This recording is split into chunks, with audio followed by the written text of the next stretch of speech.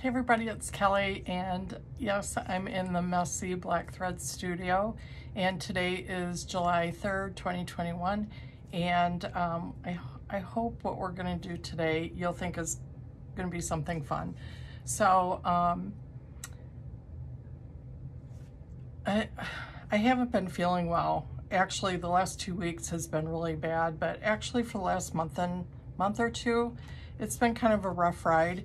And so therefore, just because of that, you know, if you don't feel like stitching or sewing, that something's wrong with you. And I just haven't, not only have I not felt like it, I just really haven't had the time. So today I am jumping back in. I'm starting to feel better. I'm jumping back in, and I was looking for some inspiration on what we could do today, or what I could have you do with me. And because I am working on some cross stitches, and hopefully I can show you that maybe next week or the week after that. But I have not had time to work on my block of the month. My color is, so I knew I wouldn't be doing that. That should be next weekend. I am going to leave that open and tell you if I have time to catch up on that. That's what we'll do. Otherwise, for the summer, I am going to be winging it, just because I need to be outside, and we've talked about this before, and I know you're probably the same way. I will tell you, today is awful hot. It's in the 90s, and right now it does feel good to be inside. So let me tell you what we're going to do. I don't know if you can see the chalkboard back there. I am calling this my nod to Mary Engelbreit, and I'll tell you how I came up with that. So I have a lot of, I guess you would say, coffee table books, you know, pretty books that I have sitting around, and I have a lot of them downstairs in the basement where I keep all my sewing things. Things do trickle up upstairs, and then I have a mess because I don't have any place to put them. But I'm going to show you this book that I found. So this whole thing is going to be about Mary Engelbreit. If you don't know who she is, I'm sure you do. You know, I was going to Google this and I forgot. What was that? She had that, life is like, you know the saying, life is like a bowl full of cherries. She had a twist on that. Oh, I wish I would have thought to look that up before I did this. But anyway, I'm going to find that out. So anyway, this is the book that I found. Mary Engelbreit, Home Sweet Home.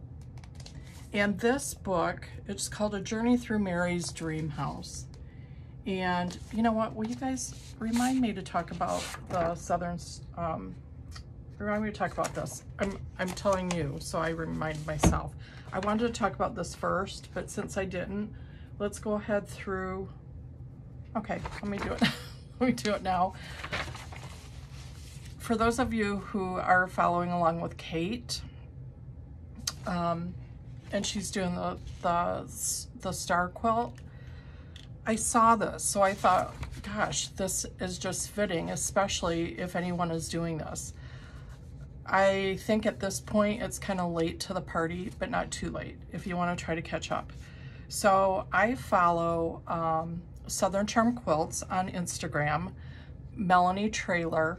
She also has a YouTube, and I printed this off, and it's not in color, but I'm gonna hold that up so you can see how you spell her name. Where is it there? Melanie Trailer. I hope that wasn't backwards. Southern Charm Quilts. She is on Instagram, and the first time I watched her, it was a YouTube, and she showed how she sandwiches her quilts to get them ready to quilt, and she does it by hanging them on the wall. Again, kind of like your design wall where you put all your fabric while you're designing a quilt. She has something like that. I had Jim rig that up in the basement for me. I have used it and it worked like a charm. So if you want to look for her on YouTube doing that, she has some good videos. But anyway, I happened to see she has a lot of really cool quilts that are kind of traditional quilt blocks. But I saw that she has this going on, and what is it called? Gosh, I just wasn't very prepared, was I? Sawtooth Star Contest. There are some really, really great prizes. And you have to just make one, well, you can make as many blocks as you want, but you go to Southern Charm Quilts or find her on Instagram and go to the link, and you can download this pattern. It was $10, and it comes with measurements for 3 different size stars. But let me just tell you this real quick. Your entry has to be, oh, okay, we're not that late to the party. You have to make your entry during the month of July 2021, using the honor system on that. You can enter anytime between the 1st of July and July 24th. There's going to be 3 winners, and basically it's going to be make any project with the Sawtooth Star. Think mini quilts, pillows, pincushions, zipper pouches. It doesn't have to be a finished project. You could make a block to be used in a quilt later. It could be anything.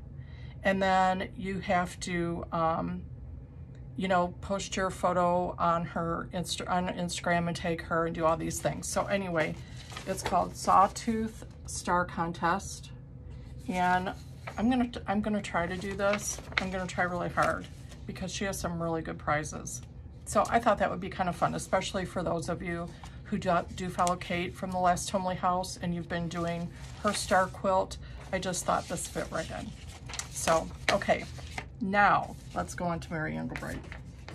Let me toss that out of the way, but not too far, so I remember where I put it. So I found this book, and I have gotten this out over the years, and this, I did Google it. It's still on Amazon for the original price. I paid, it was $34.95, and I think that's what it is on Amazon. I also saw it maybe on eBay or Thrift Books, and one of them I saw was really cheap, like $5.99 or something. So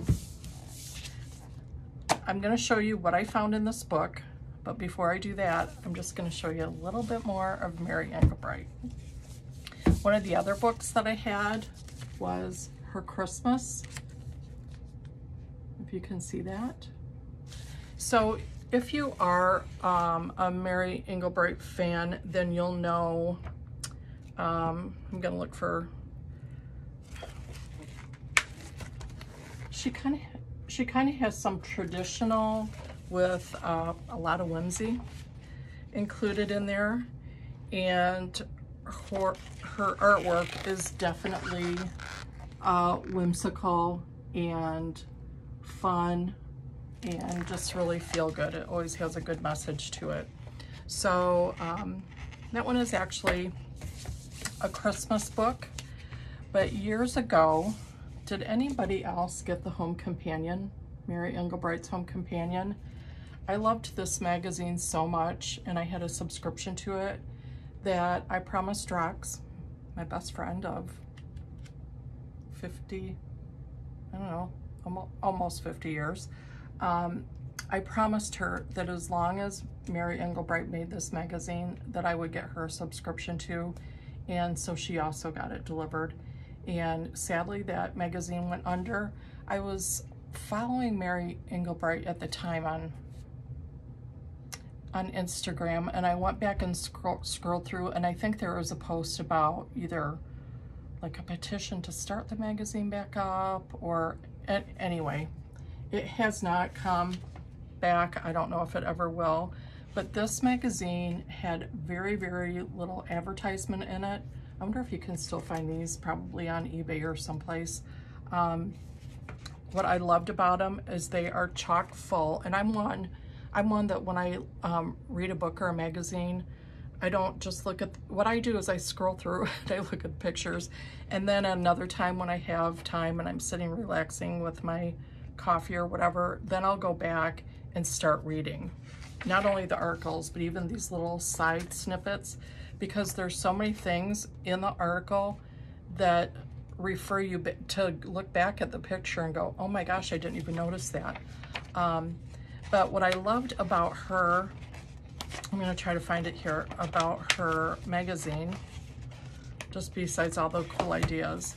At the beginning of the magazine, she always had a piece of her artwork on like cardstock, more like cardstock, a thicker page that's perforated that you can tear out and frame. So it's like you had a little mini piece of her artwork. I was pretty picky about these and I never ripped any of them out. So I could go back, I'm thinking I could go back and tear these out and frame them all and have a really cute wall of Mary Engelbreit framed little artwork. It is never too late to be what you might have been. That's kind of fitting to read in Black Thread Studio. Okay, so she had that, and then at the back of every magazine, she had another little cardstock, and she had a little paper doll with some clothes. In every issue, she had a different one, and I never cut any of those out either. And I'm thinking, gosh, wouldn't it be fun to have those for Hadley when she comes? I don't think she's too old to play with them. She's going to be 9. But you guys, I could just peruse these and show you everything. But we do have sewing to do today. So I'm just going to show you some of these because I think they're so fun. I'm just going to hold up a few of the covers. The thing that is also fun for me is to see, for instance, this one still has my mailing on it. That was when I lived in Cave Creek, Arizona. This one came to me when I lived in Victoria, Minnesota. Look at the cover on that one.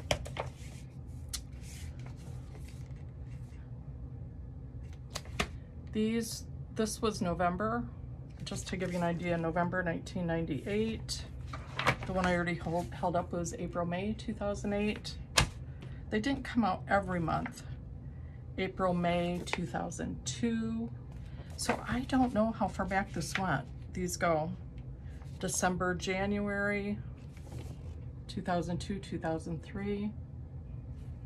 I won't read all the dates. I'll just show you the covers real quick, and then we'll go on to me, these are timeless. They will never go out of style.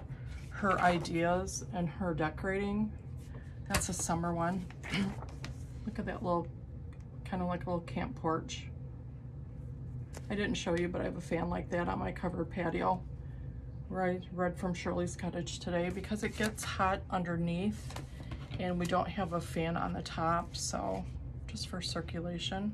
And I love the way it looks. Look at that one all in yellow.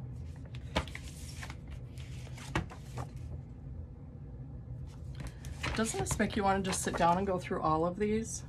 I collect creamware. I've gotten rid of a lot of it just because I like to throw this in there every once in a while. Jim doesn't like a lot of stuff. And that's been okay. It's good to kind of downsize a little bit, right? Anyway, I got rid of a lot, but I love that. And then look at this pretty, pretty fall. I'm not ready for fall, but look at that. Just how pretty. Okay, so now that we got through those, this is what we're gonna do. I actually have to set these down, otherwise we won't have room to sew. Okay?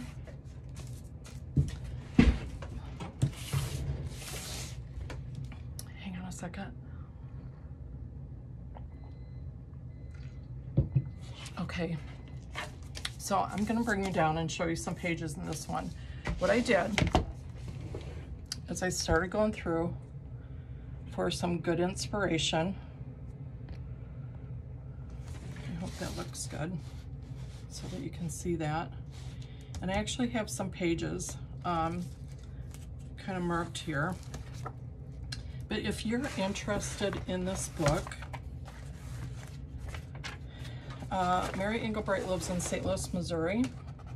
You know what I'm gonna do? I'm gonna set this down underneath my mat because it just doesn't look that cute, does it?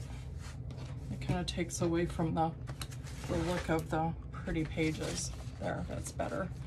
Okay, so this whole book is about the story of how Mary Engelbreit would drive by this house, how she oogled and loved and admired this house, and the story of how she acquired it. Let's see if you can see that. And then it shows a lot of her decorations inside. I'm not going to show you the whole thing, but this is what I did. Look at that front door. When I went through, I marked and I made some notes on some things that I thought would be kind of little things to try to copy in the best form of flattery to have that Mary Engelbreit used. So I made a note, these garden statues. And as I find these, I'm going to share them with you. This is kind of a goal of mine to work on this summer out of this book. And as I go through, I'm going to take one at a time, but as I go through, if I find them or make them, I'm going to share that with you. So this is something I can do, and then if I find it, but I'm going to be on the lookout. It has to be from a thrift store or maybe use like Facebook Marketplace. I'm going to look for garden statues. Oh, I just lost one of my little markers there. Look at that garden and that stone wall and the gate. If that doesn't make your heart pitter patter, I don't know what would. Okay, let me go a little bit quicker through here. I have to see what I'm looking at and then show you. Okay, that wool table runner is on my list to applique. And even though it's wool, look how pretty it looks sitting out in the summer on her patio, showing that you can mix anything. And I thought this would be so pretty, those clochets that have little treasures inside. So if you are a cross stitcher and you've seen Liz Matthews' newer pattern, it's the butterfly crochet. I'm not sure what it's called or if that's it, but that reminded me of this, and I have something in my mind that I want to cross stitch and make and put in a little crochet like that. Another one on the list. See the black wool pillow with the little pennies on it, and my idea is that I'm going to do my little pennies as yo-yos. So these are just projects that I have in the works that I want to do this summer, you guys, and I will definitely bring you along, and you can do that with me. Okay, so this is kind of getting to what we're going to do today. Now, I was telling Richard at work, he's my thrifting buddy that I work with, and I always throw my ideas off on Richard, and he never thinks my ideas are good, but at least he tells me he doesn't think they're good. But I said, remember that old fringe? And he said, yeah, no, don't do that. That is so ugly. And I said, no, I'm doing it. I'm doing the fringe. So see the fringe on that chair? And as a matter of fact, I have some of that fabric. So if I find that fabric, I might do something with it. But, you know, Mary Engelbreit is known for red. Let me see what I had marked on this one. Okay. This is where we're going to be coming back to this one. Hang on. I know I was going to show you. Look how she framed that crazy quilt on the wall. That would be a fun project to do. And I have to make sure. Oh, okay. This is what I'm working on today, you guys, but let me see what else I have to show you. Okay, we will come back to this one. So my idea was with the fringe. Do you see? It's kind of like an old tea towel. like a little old embroidered tea towel with the fringe made into a pillow. So let me remark that one because I have to come back to it. But there's a couple other, I didn't have this one marked to show you, but you guys, look at her bed with the birds, like branches on the posters, on the 4 posts. If you like this kind of thing, you would, I would try to get this book because I go through it every couple years. I bring it out. Okay, so cherries, make note of that for today. She is known for her cherries, her designs with cherries on it. And then this is the other thing that I had marked as a project for this year. And then we'll go back to the tea towel. Okay, on that bed, I mean, not only is that room so inviting, on the bed, if you see this background and the gingham checked, that very simple whole cloth quilt is what I'm going to call it. When you really look at it, it looks like it's hand quilted. It has that hand quilted vibe to it. This fabric was actually, it was actually, I want to call it a sari, something like that. A piece of, kind of like to be meant to be worn as like a big wrap or, you know, like a thing around your waist or something. And I have it in that red color. I have this exact fabric in red, and I also had it with a teal background. So my goal this summer is to do that. I found gingham check that I'm gonna order. I believe it's off of fabric.com, and I'm gonna order that and make that into just a really simple quilt for the summer. I really wanted to do this one today, and do you think that I can find that fabric anywhere? Anywhere? Anywhere? I can't. I have 2 pieces of it and I can't find it anywhere.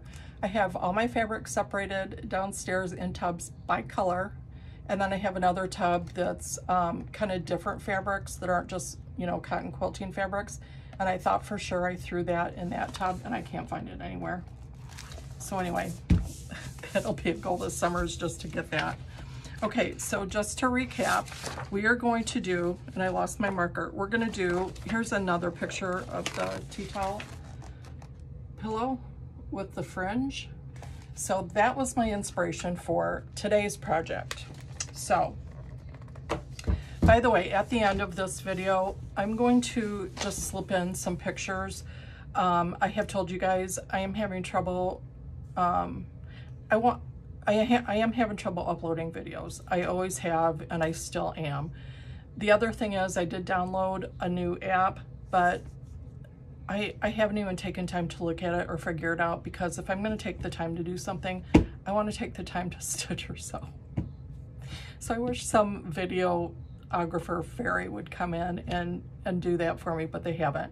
So I'm going to try to do this all in one swoop, and then at the end, if I can add and upload, or it might be separate, I'm gonna put in some pictures of this really cool place where I found my antique tea towels. It's called The Gathering Place, and it's in Aconwalk, Wisconsin, and it's this antique barn, and it has the silo, it has everything along one side of it. It has hollyhocks growing. It is just the coolest place, and the ladies there, the 2 ladies that work there, Mary, I don't know what the other one's name is, they are so sweet. They're only open Thursday, Friday, Saturday, Sunday. And one of these days I'm gonna be brave enough and ask them if they would let me kind of video in there. So that's what I'm hoping for. But at the end, not only will I throw in some pictures, a little loop of the Gathering Place, just because it's July 4th, I'm gonna throw in some pictures of around my house with my flags flying. So, okay, let's get on to sewing. I have all these papers to pick up. So, my nod to Mary Engelbreit. So we talked about the fringe, we talked about the tea towels, and then we talked about what Mary Engelbreit is all about. She's about red, kind of black and white, graphic checks, polka dots, whatever. So I'm going to show you what I found, okay? Okay, first of all, someday I will talk about this. I have a notion that one episode I'm going to call a little less conversation, a little more action. And that is from the Elvis Presley song. I heard it the other day and I thought that's what I need to do. A little less chit-chatting on YouTube and a little bit more action. But that's only because I think I don't have time. So my goal is a little less conversation, a little more action. So in the conversation part, years ago, I'd made pillows and I had this fringe on them. So I had this in bulk, and I sold pillows, an American flag pillow, to Coldwater Creek one season, and that was a really exciting, fun time for me. And I have to dig up the pictures. I don't even think I kept a pillow for myself, sadly, but I have pictures. And sometime this summer, maybe for Labor Day, I'll talk about that when another big flag thing comes up. Anyway, okay, here's my fringe. Yep, Richard. Whoever thinks it's ugly, we're bringing it back.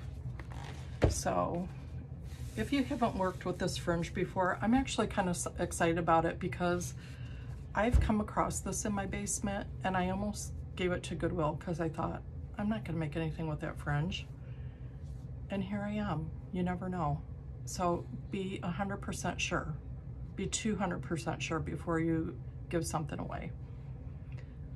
Okay, so this comes like this, so it's really easy to sew on. This is the side that we're gonna sew, and then here is a string that when you're done, you pull this and it just fringes up. And I have to tell you, I am so grateful to Mary's book and that I am going to be renewed by this fringe because I think it's going to be really cute. So let's set that aside for a minute, and I'm going to show you some of the things that I came across at the gathering place. They have a whole section, and all it is little pieces of old fabric-y, linen, what do I want to say, doilies, tea towels. And if you go back, oh, I wish I still had this, and I was hoping she had more, but if you go back on my Instagram page, there's a pillow that I posted that I made as a gift, a baby gift, and it was a really light pink pale linen. And if you know what I'll do, I'll slip a picture of that in at the end too, to loop. But it had kind of an old tracing, like it should have been an embroidery. The ladies told me it wasn't just embroidery, it was some kind of technique where they had this stamp on there and then you would do something. It was more like of a lacing technique or something, I think. But anyway, I added a flower hexie to it and made it into a pillow, and I absolutely love it. I happen to now know that this little girl is probably 2 now, and her bedroom has totally changed from pictures I've seen, so I'm sure they're not using that pillow anymore. Part of me thinks I wish I had it back, if they're not using it. But do you guys do that too? You make something for somebody, you love it, and then they're not using it, and you think, oh, I'd like that back. Okay, so in this pristine table that they have everything washed and pressed so perfectly. So I was looking for a tea towel, thinking, okay, I really want to do something vintagey looking, something that will look good with that fringe. This was the first one that I came across. Look at the perfection on that stitching. Like a little bowl of fruit, little wall hanging. And I thought, That is Mary Engelbreit Reminiscent Colors, and it was long this way. And I just kept looking because I thought, okay, that's a possibility, but I really don't want to cut that up. And this is so perfect and beautiful that I really didn't want to turn it into a pillow or anything. I really want to, I keep thinking like I would love to hang that someplace in my kitchen, but I'm gonna have to sneak it somewhere where Jim won't notice that it's something that I added. Because if I add something, I have to take something away. But look at that. I just love that one. Okay, so I kept looking, and lo and behold, wait till you see what I found. It is so simple. It is so simple. So I was intrigued. This was folded up. Oh, you know what I wanted to tell you? Okay, look. Here's the beauty of this. $3.50. $3.50. Perfectly washed and pressed. Okay, then I saw this and I thought, well, that's interesting. I just like the color. I like the fringe, and I love, it's kind of like a coarse, you know, cottony linen. And I thought, well, I'm just gonna open that and see what that's all about. And as I opened it, look what was embroidered on it. Cherries. And I thought, well, if that isn't Mary Engelbreit, I don't know what is. So this was a keeper. And I thought that will make a really nice oblong pillow. It's plain, it's simple. There's a lot that I can do with this. This one was $1.50. Okay, so I am taking that tag off because we are using this one today. Okay, so then, I mean, that would have been fine for me. I was thinking, okay, I'll put some really cool fabric on the back that would be reminiscent of Mary Engelbreit, you know, something, you know, black check, black stripe, black polka dot. But as I kept looking, then look what I found. This, even Mary, when I was checking out, she couldn't quit feeling this. This tea towel, really long, really oblong, really oblong. And this one was $3.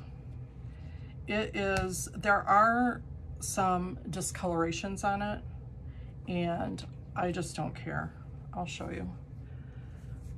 I mean, it's perfectly clean and washed. Can you see?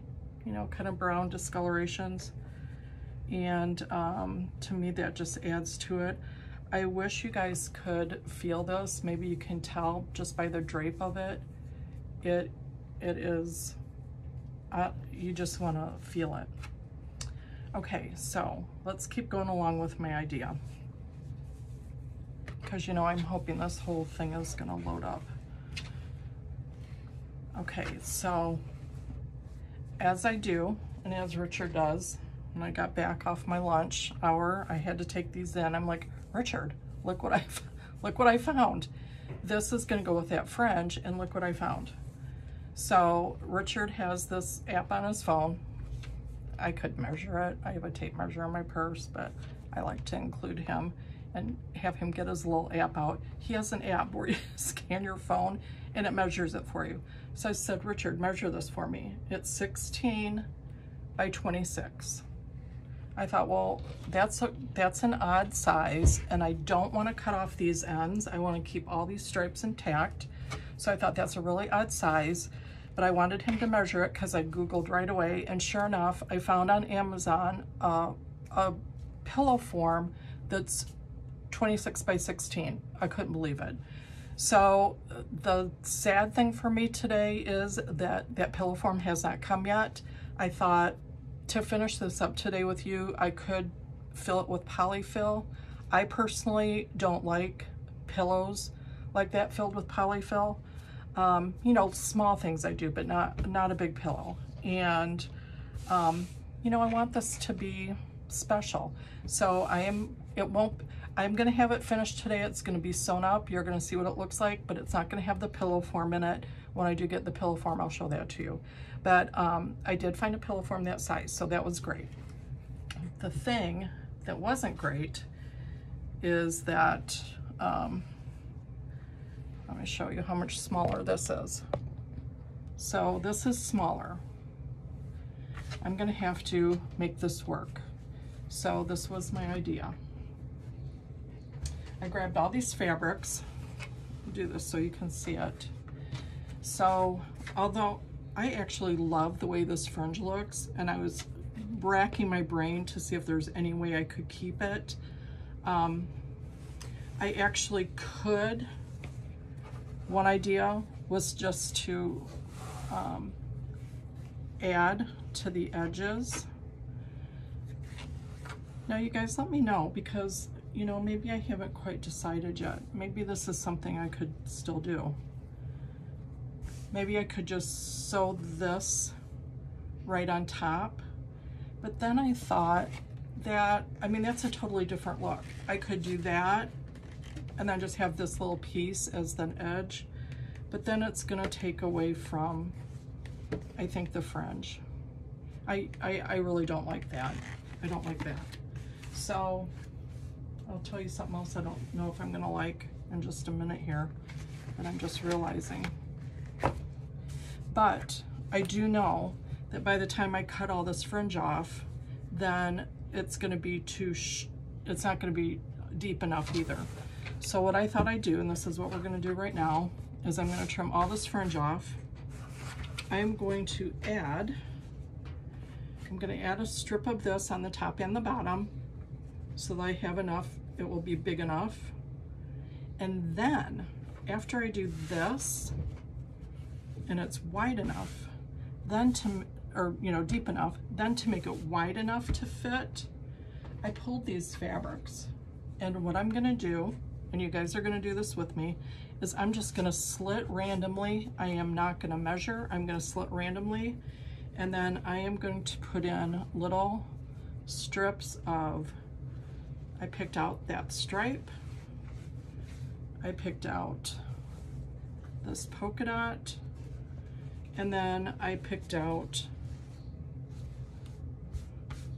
this one. It's like a teeny tiny small check. So I'm going to do 3 separate little strips in here.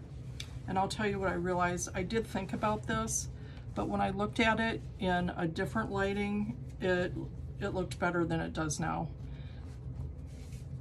There's some things that I'm not picky about at all, and then some things that bother me. So I'm hoping this won't bother me. I'm more of a cream than white person. And I more like black and cream together than a black and white. When I saw this with this, I thought, okay, that's gonna be fine. You know, the fringe with this, that's gonna be fine.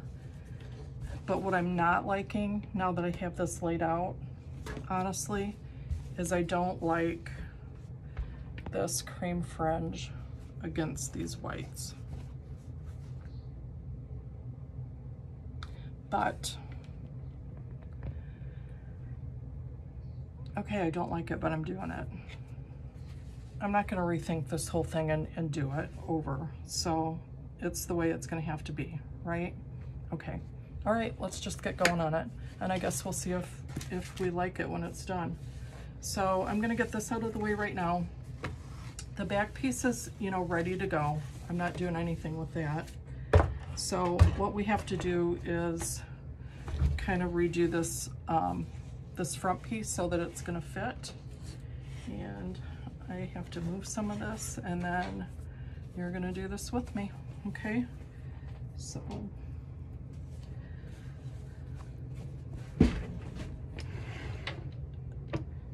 let's get set up so you can kind of see what I'm doing here. And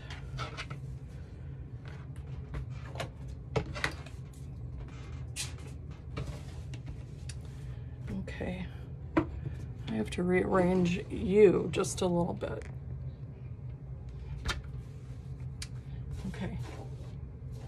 truly am hoping that you can see, because I know that I tend to cut things off.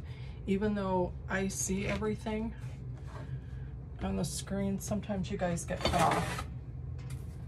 So I am truly just going to square this up and cut that fringe off so we can have a clean edge to work with.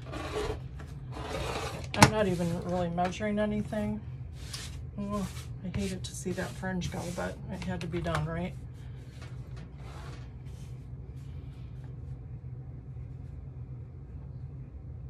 Once I get the fringe cut off, I'm gonna come back and square it up.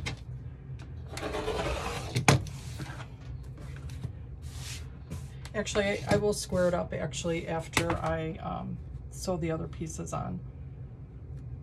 I'm trying to make it a little bit square here because I'm sure those fringes aren't.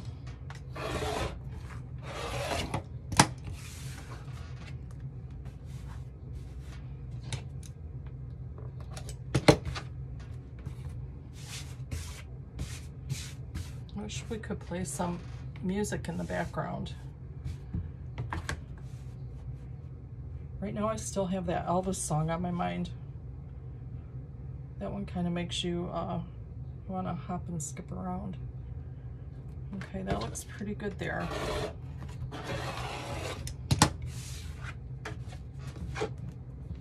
Yeah, pretty.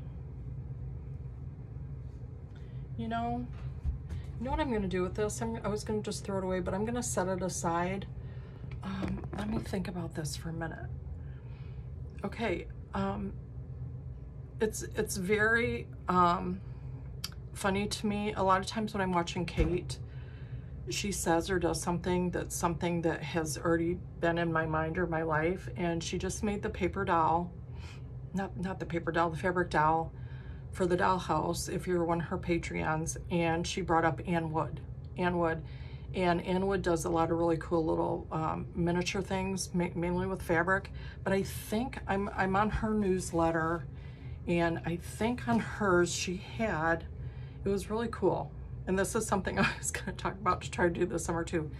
It's kind of like a little wooden house. It almost looks like a little birdhouse, but she had all these different pieces of fiber and threads stuck in there.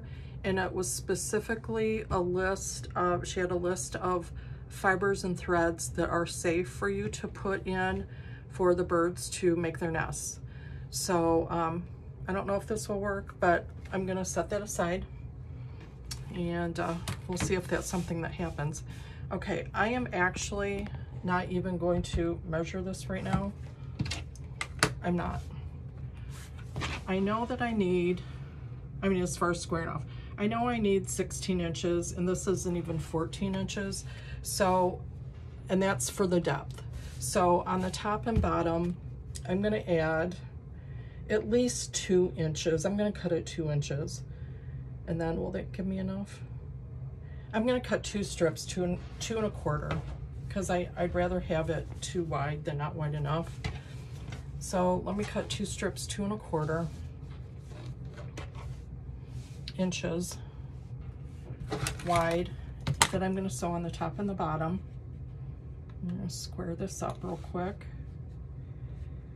And then that will give me the depth that I need to match the backing of the pillow.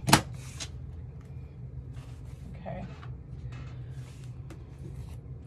So now that I have that squared up,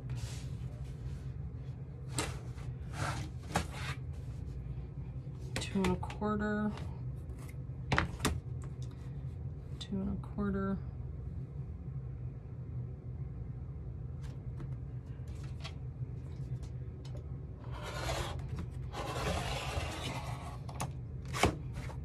Okay, whoops. Shoved you right out of the way, didn't I? Okay.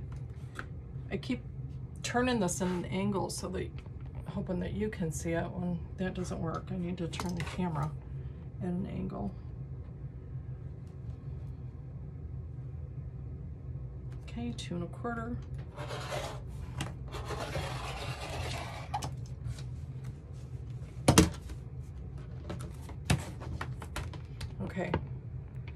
let's see. Let's get over to the sewing machine.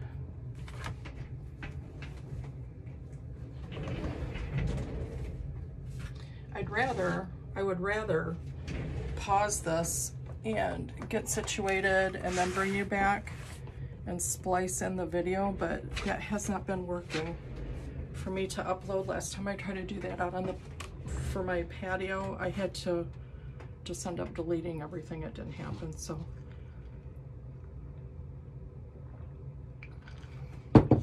Okay.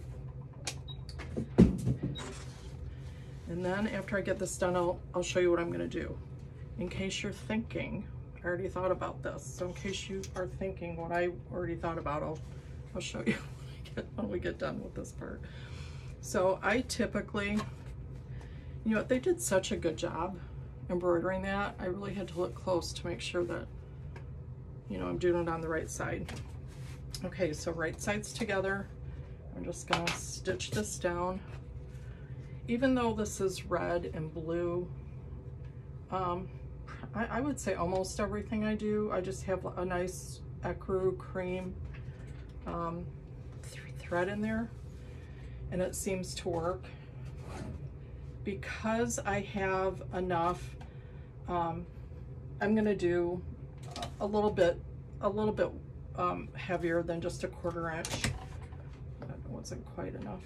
A 1/4 inch stitch line, just because I want to make sure it doesn't come apart. Okay, here we go.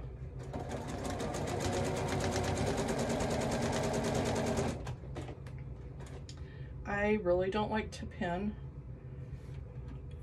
It's good to pin. It's more accurate to pin. I am going to have to pin the fringe on when we get to that point. I'll show you that. But for right now, I just want to get this done.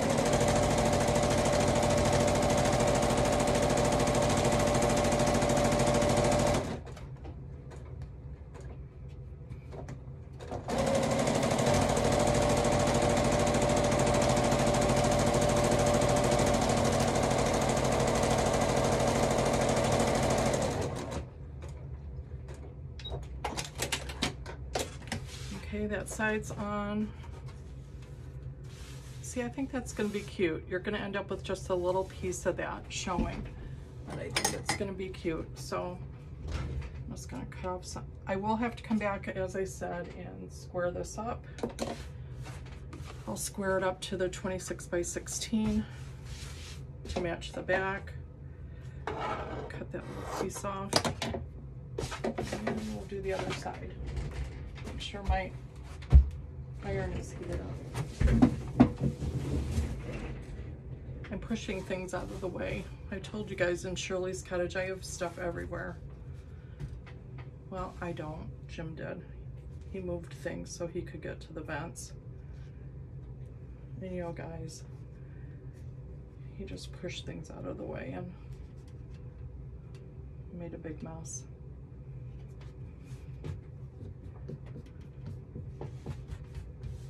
Okay, here we go.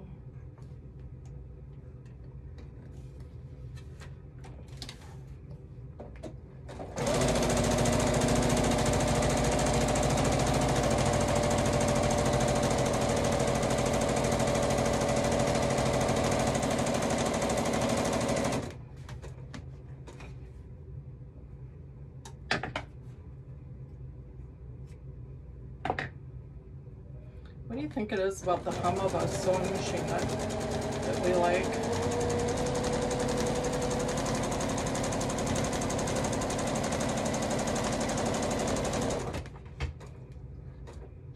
It's actually been probably, I don't know, at least for sure over a month I've used my sewing machine. So I was kind of hoping that it would be working okay. All right, so I'm gonna iron this so that you don't have to just watch me iron.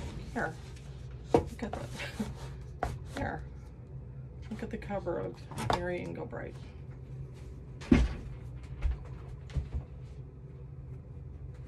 So if I have enough room, what I really want to do is iron this seam open. That's why I thought I would do a little bit heavier stitch seam, you know, stitch line, not just a 1/4 inch. Because I wanted to press it open, I thought it would lay nicer and flatter. And that's working out just lovely, the way I wanted it to. Do you guys get ideas and you can picture them in your mind? And then if it comes out the way I pictured it, I get so excited. Okay, so that's a nice open seam that I was able to iron down. Okay, so this was the other part of this that I had to think about, is that, make room here. So if this is my back, and this is what's guiding this whole thing really, is this back, because I didn't want to cut off any of those stripes. Okay, am I going to have enough? I am going to have enough in the depth, if you can see that, but I am still short on the width. So, okay, so we know the back is 26.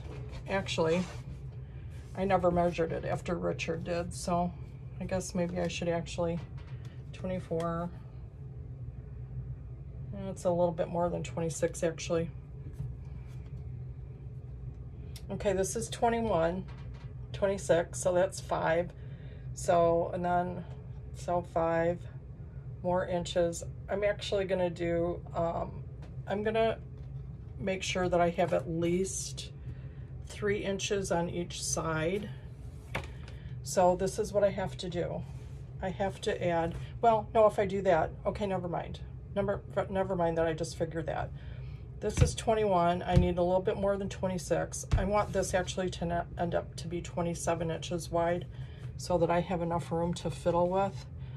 So if I'm gonna do that, and this is 21, that means I need 6 inches, and I have 3 fabrics, so that means they have to be 2 each. That means I'm gonna cut them at 2.5. 2.5 wide. Okay. So, and I need to cut it so that it's gonna fit the length of that. So, are you following me? I'm pretty sure you are. You might even be hollering at me, telling me to do something different. Okay, where'd I put my, there it is. I'm just gonna do a really quick, I just don't do things the way I'm supposed to. That's okay. Okay, did that work? So I'm gonna cut strips at 2.5.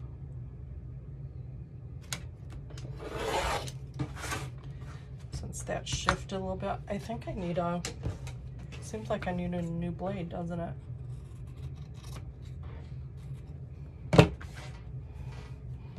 Okay, I don't want, that side's a little bit off, so let me straighten that up just a little bit.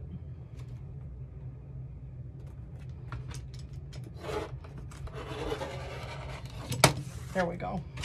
That's better. You guys probably feel better about that too, don't you? Okay, there's a strip. Okay, do I have enough?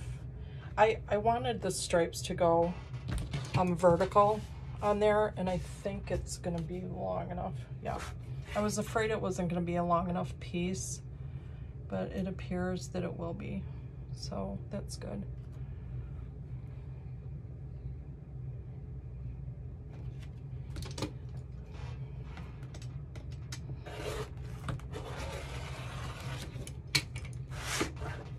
Okay, there's my second piece.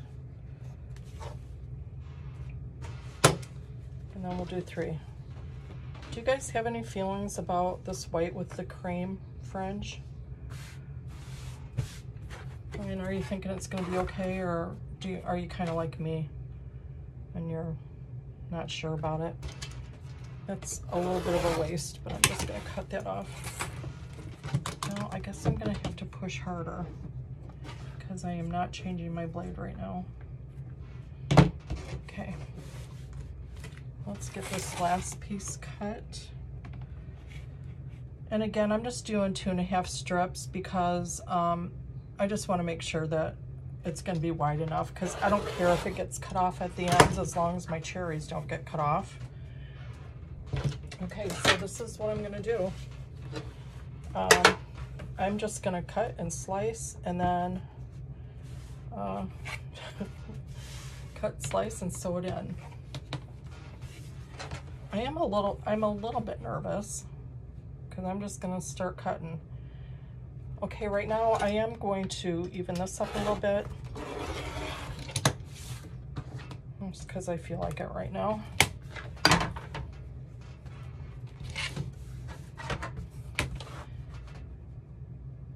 Okay, so as soon as I get this cut, let's look at it together.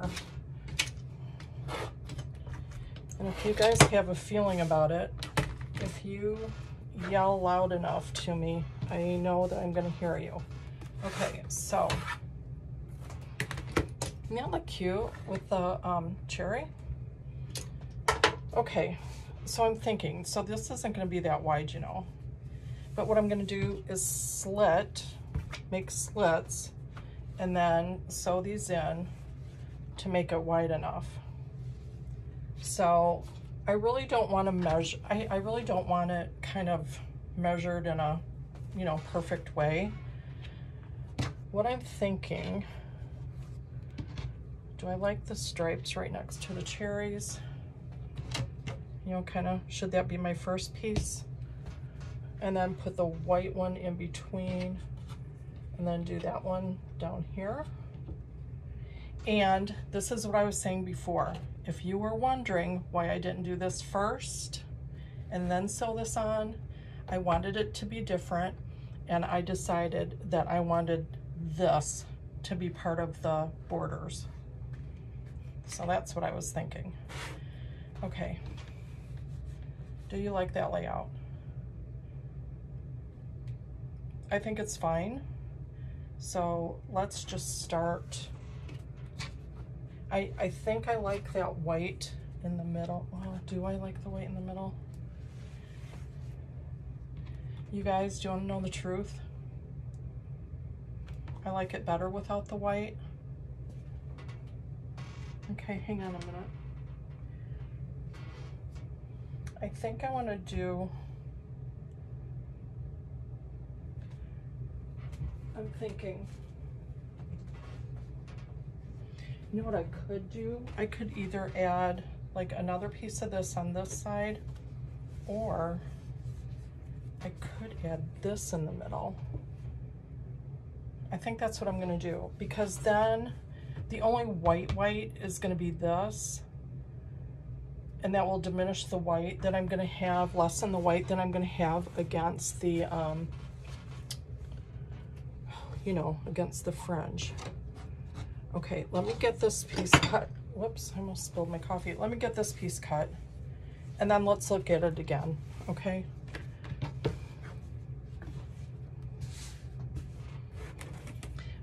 Right now, I'm really happy that I decided, because to do that, I wasn't feeling that white polka dot. I thought it would be cute. I have a black polka dot with more of a cream, but of course I couldn't find that either. What happens is I pull things out and set them aside. I'm kind of like project bags for cross stitch, only I actually have project baskets for quilting. Maybe we'll look at that someday. I'm just gonna cut some of these frayed ends off this side. That'll be easier. I have some baskets with projects for quilts and the fabric set aside. And I have a feeling that fabric's in one of those. Okay. I had to sit down for a minute.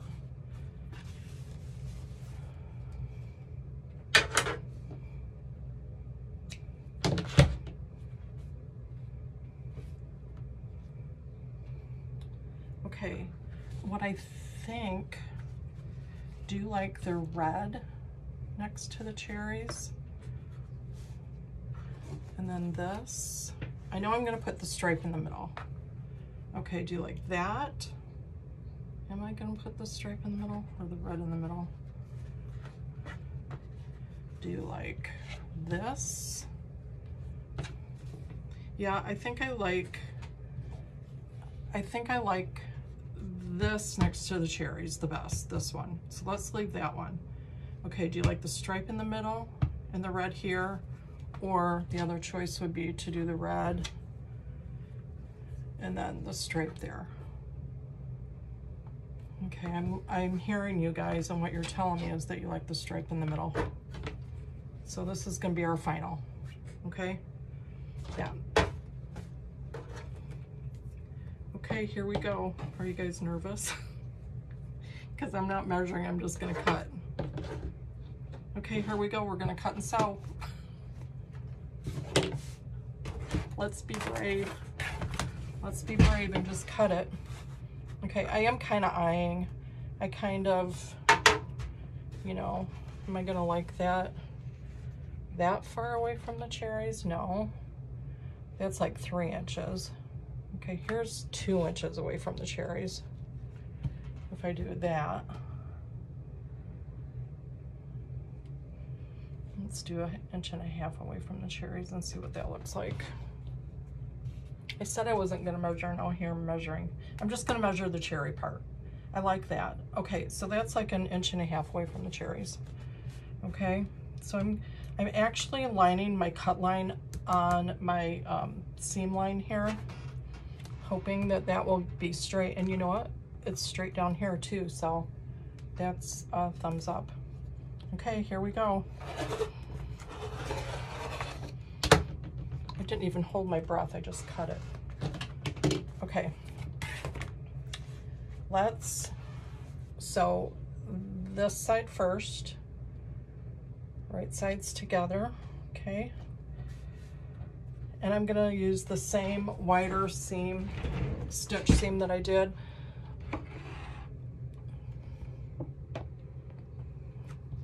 I'm taking you along for the whole ride. So my seams are flat in the back. You know, where I ironed. I'm starting off the edge a little bit, and I'm just gonna stitch away.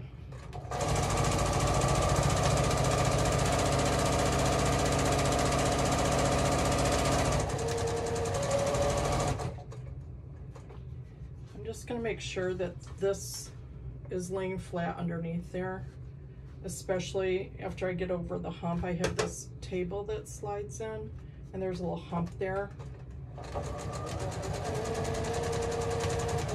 And sometimes the seam will get caught on that and get flipped over. So I just flipped it back again flat. I want that flat. And it'll be stitched down nice and flat.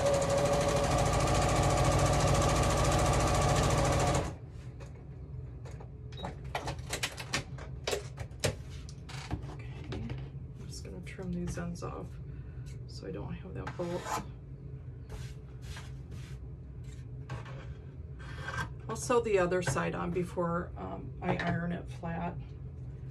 Okay, so there is that section. This is the side that I cut from, so I'm going to lay that down. And I actually like having this piece on the back.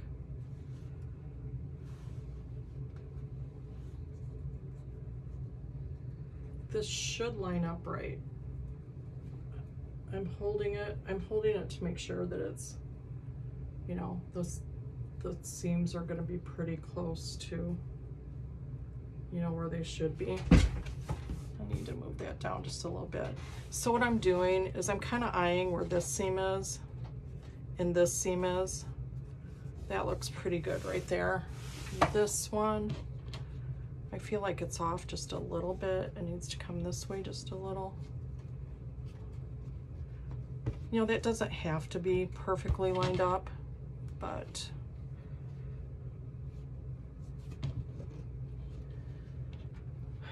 since I lined that up, I'm just going to stick a pin there. I still don't think that side's going to be perfect, but that's okay. This one's pretty good. Okay.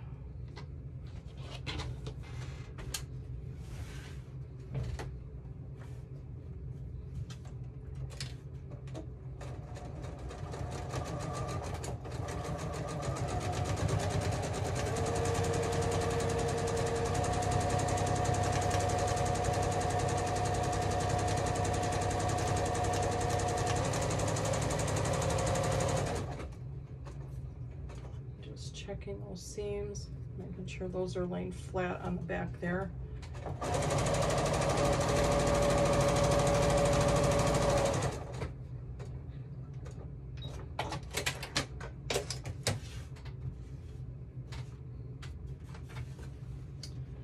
Okay, I am going to iron that flat. That's our first piece.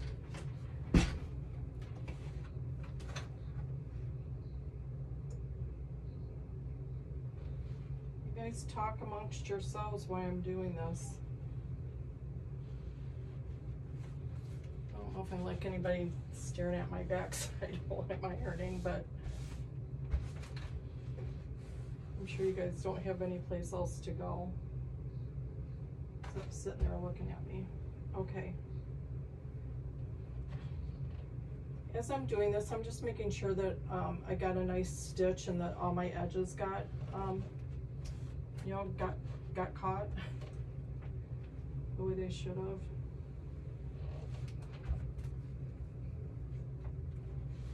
So I ironed that from the back. I ironed those open, and I'm gonna iron this. So kind of like I thought, you guys, this is what happened here. And I'm not going to be that picky about it, but here, just visually going across, this line lined up really well. This one is kind of off a little bit. See how this one's sticking up a little bit? But that's the kind of stuff that, you know, what do I want to say? If it bothers you, then take it out. That doesn't bother me. I'd rather get it done and just have fun doing it. If I had to take that out and worry about it, it wouldn't be fun for me anymore. It just wouldn't. I would say forget it. I'm not taking that out. I'm not going to finish it. But, you know, I don't want, that isn't how I want to be when I'm sewing. I'd rather have fun. And okay, you know what else I'm thinking? As long as I'm going to have enough, what I'm thinking is, do I want these all the exact same width? But that's kind of how I measured it, so I kind of have to go with it a little bit, I think, don't I? Okay. Well, let's figure this out. I think I wanted these two closer than these two closer together. What did we decide? I don't remember what we decided. The red one in the middle or the striped one in the middle? I like that. Okay, and that's kind of like gonna be in the middle where that one is. I'm gonna line that up. I can't think about it, you guys. If I think about it too much, it will. I can't think about it too much. Okay.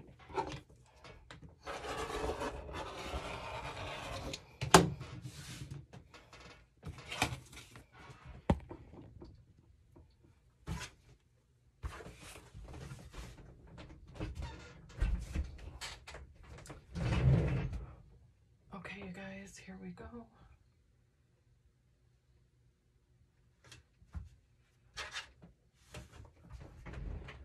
$18 I thought I was a lot longer than that.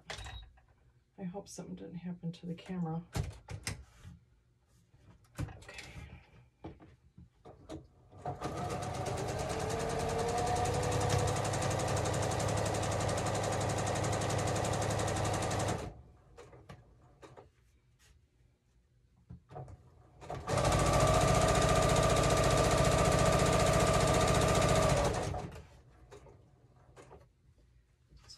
let you guys know my thought process and what I'm doing. I'm just going to whip right through it.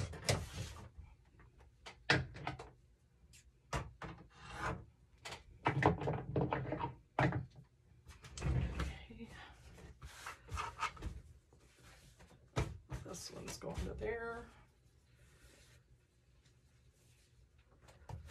I'm going to kind of look at those seams again.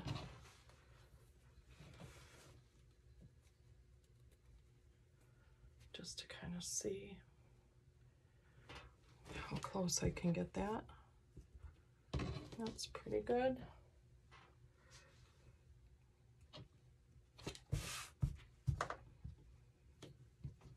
So once again, I'm kind of just laying this seam on here. See if I can match it up pretty good, pretty close.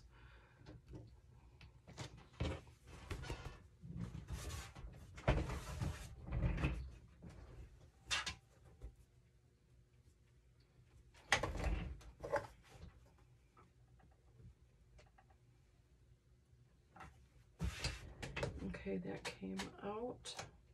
Let's see how quickly I can get this threaded. Sometimes my little threader thing here works and sometimes it doesn't.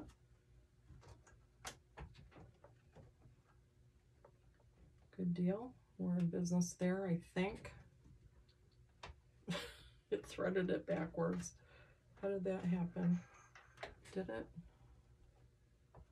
Okay, I think I'm ready.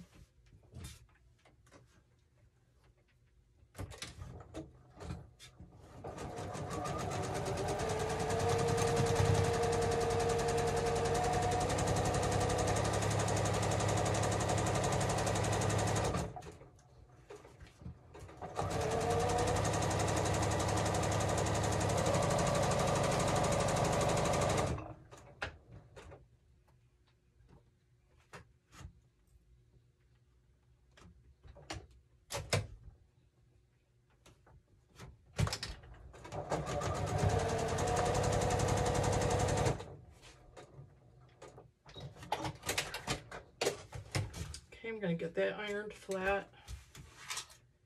Okay, you guys, we're moving right along here. Now that if I chit-chat less, then I get through it.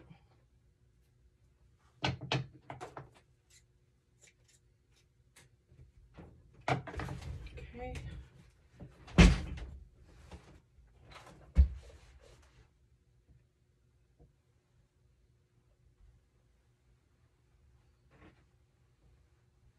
I'm still wondering about that fringe being too white, or this, you know, being more cream and the stripe being too white. And you know what I'm thinking, you guys? What if I go over the white with like a coffee or tea stain? Do you think that would work? Or am I overthinking it? Is that just going to be too much?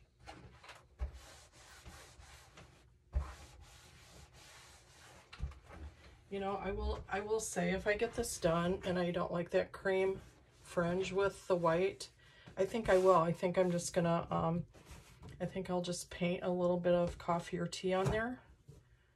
And the thing about it though is if I do it after the pillow's sewn together, I'll have to make sure that a towel or something is stuck up underneath so that it doesn't soak through to my back, to my backing. Okay, let's see how we're coming along. I just want to see how much wider. Oh, it's going to be perfect. I think it's going to be perfect. So, okay, this one I want closer. So,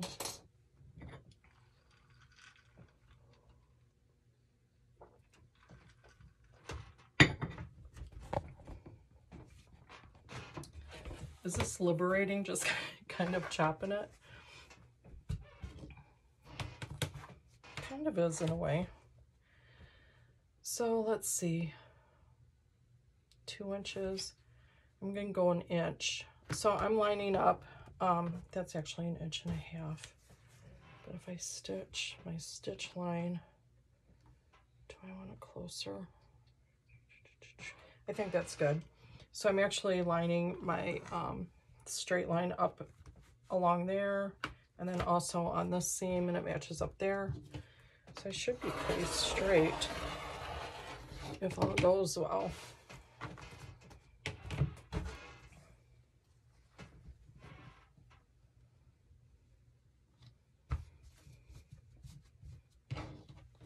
What do you think as this is coming together here? And you know what the thing is? This doesn't match anything in my house at all, but it's gonna be so cute. I've even thought, you know, I've had an Etsy shop for I don't even know how many years, and here and there I've had things in it and I don't manage it, I don't do anything with it, but I keep thinking I'm going to someday. What if I made pillows, like pillow forms, like the, not pillow forms, but pillow covers, and sold them in my Etsy shop?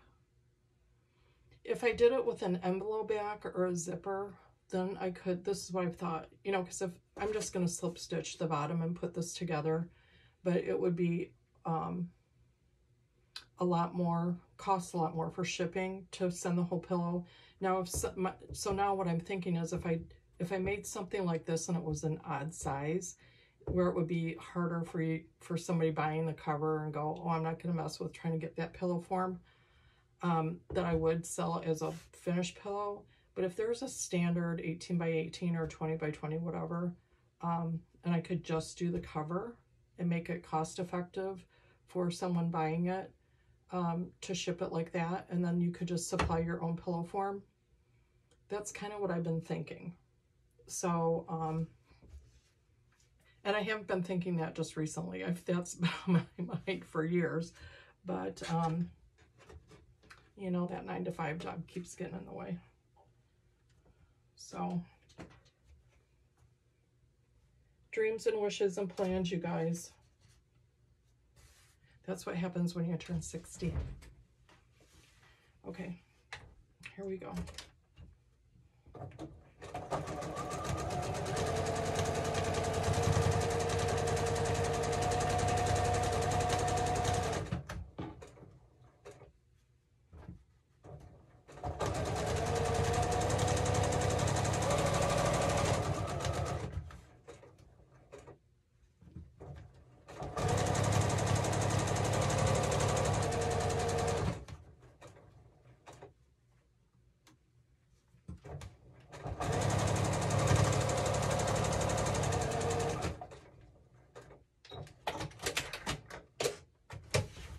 Oh boy, we're getting down there, aren't we? Okay.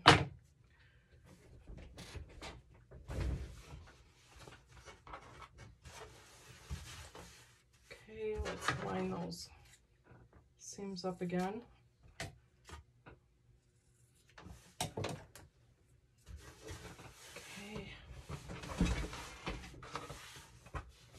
That one.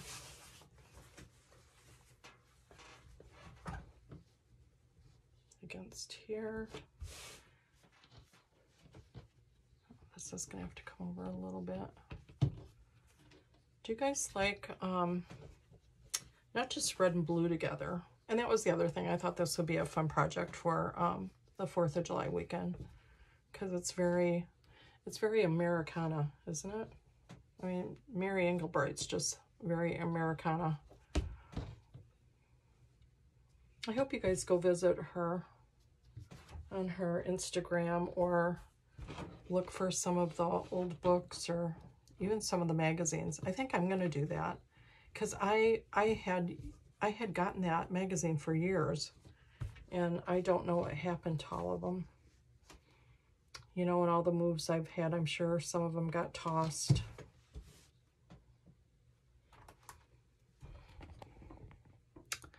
When I was going through my divorce,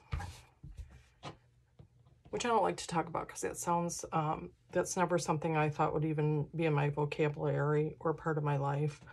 But when we were clearing out our house in Minnesota, I went and dug, I mean, it was the biggest dumpster in the driveway that I've ever seen in my whole life. It was so big that you had to get a ladder to climb up over to see in there. I can't even tell you the stuff that Doug threw away that was in that dumpster. Anyway, I'm thinking maybe some of my home companion magazines were in that dumpster. Which would, oh, you know what I didn't do, you guys?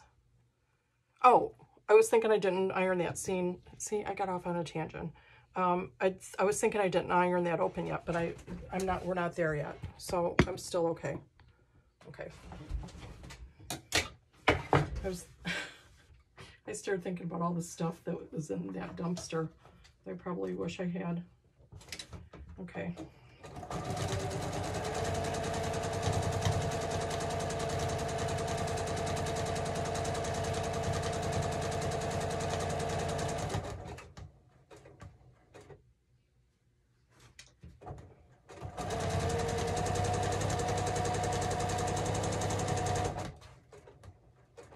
You guys, I have to tell you, I'm really getting excited about this because it appears that it's going to look the way I wanted it to.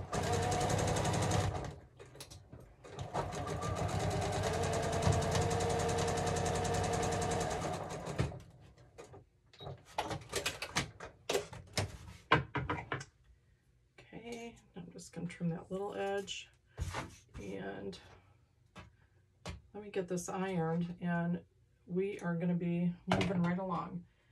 We're going to be going on to the fringe, which the fringe, does it scare you? I'm not going to say it scares me. It's not going to be my favorite part, and I haven't done fringe for so long. It just takes some finagling, and it does take some pins, and I don't like to pin, but you really have to with that fringe, with that, yeah, with the fringe.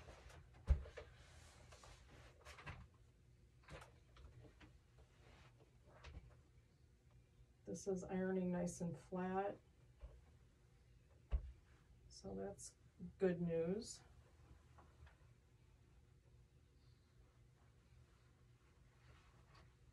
Anyway, I started asking you guys, do you like, this is kind of like almost like a light denim blue. Don't you guys love, don't you love like a lighter blue with red? As well as, you know, just the traditional navy or whatever. I also love red with kind of a teal or aqua. Okay, you guys, here we go. You ready?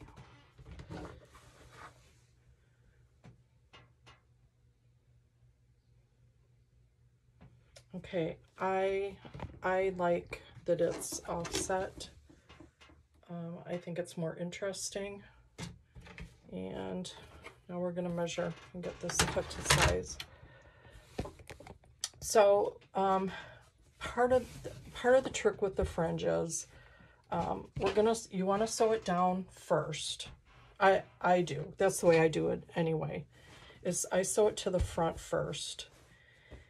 And then instead of sandwiching it between both layers and pinning it, I feel like I have more control over it if I pin it and sew it to the front first and then come back. So you guys, I am short. I'm short on the edges. Look. Oh. It's not that big of a deal. It just means that this is going to take longer because now I need to do those edges. Are you guys with me? I don't dare stop this and try to do it in parts because I'm afraid I won't be able to splice it together and upload it. So let's just go ahead and do this. Okay, once again, you know, that might finish it off nicely though, to have that edge. See, mistakes aren't always mistakes. Sometimes they are, you know, I always wear black, which I don't, I love black, but then I get full of all these threads. Okay, I didn't really measure how short, well, maybe I should, huh? I guess the seam allowance took up more than I planned, so that's why I'm still running short. This is like 25 inches, just to be safe, and because I have the fabric. Do I have the fabric? Is this going to be long enough? Yeah. Cut from this side. Just so that I have enough to square it up. I'm going to cut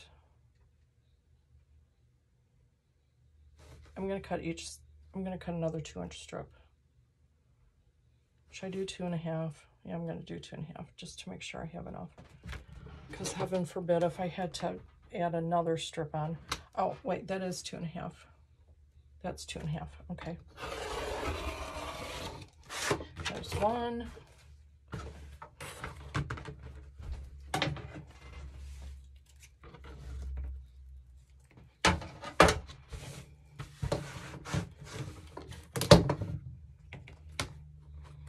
Hey, if you're a new subscriber and you're still here, thank you. Well, thanks to everybody, even the ones who have been coming back since I started in November, because yeah, I kind of maybe beat to a different drum, and that's okay. I just want to get that little thing off. Okay, let's sew these little ends on, and actually this is going to be better. I'm sure that I'm going to like these edges on here better. It will finish it off.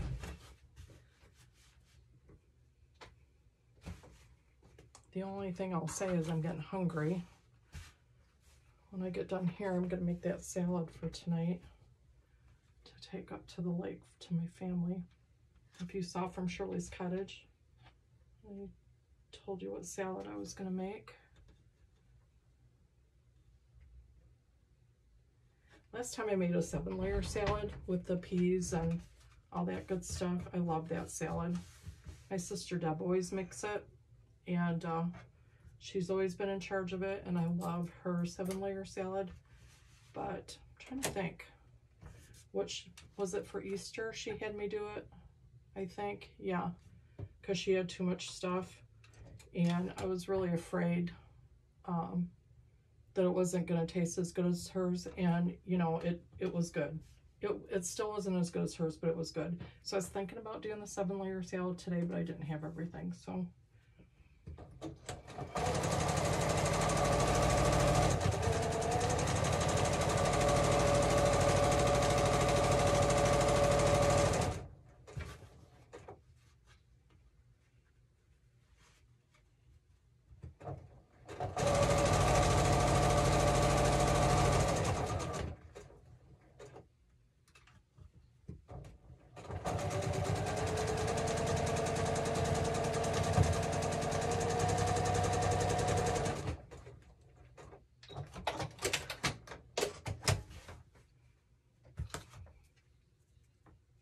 Okay, I'm going to get the other end sewn on, and then I'll press that open, and then are we going to be ready to sew the fringe on? Oh, I hope so.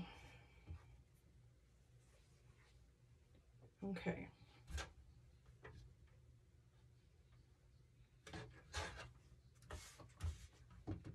As I'm sewing, I'm thinking, what in the world am I going to do with this pillow? I love it, but it doesn't match anything.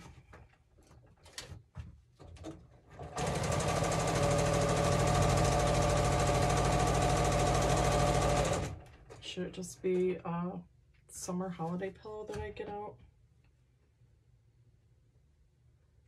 I'd love to put it on the covered porch or put it outside, but you know, I did that with oh, let me just show you real quick. This pillow that I did, and you guys, I'm kind of snooty. I love down-filled pillows, but this one that I did with all the hexies and the Joyous Love that I designed and embroidered, and then this one has my tassels on it, and my favorite fabric. I talked about this months ago, but my favorite fabric. Anyway, I had this sitting outside because it matched that covered patio area where I did from Shirley's Cottage today. And you can't really tell, but I do know this was a lot more vibrant. It really got faded even in that cupboard area. So I brought it in. I didn't put it out this year because I didn't want it to get, I don't mind if things get faded, but I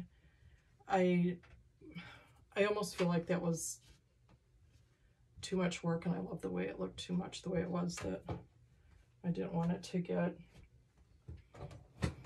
that faded.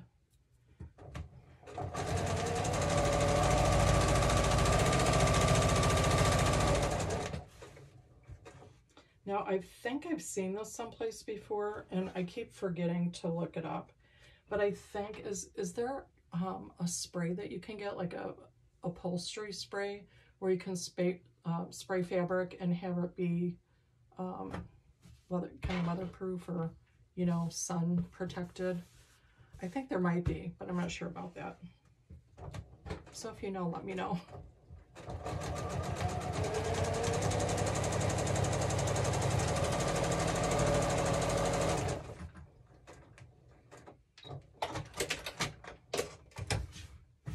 So I think that's what I'll do.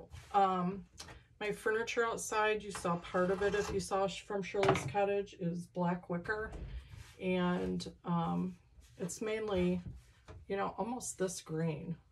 Kind of a chartreusey green, which is one of my favorite greens. And some orange. And I'm thinking that just for a holiday pillow, this would look pretty sitting on that couch. So I think when I get the pillow form and I get this done, I'll take a picture of it sitting out there for you. Or I'll show it to you, okay? In one of the next little YouTubes that we work on. Okay, I'm going to, I think that looks pretty good. I might be stalling a little bit because I really don't want to pin this fringe, but I guess we have to. And I'll tell you the issues I have with the fringe as we go along, but let me get these seams pressed and then we'll look at it together.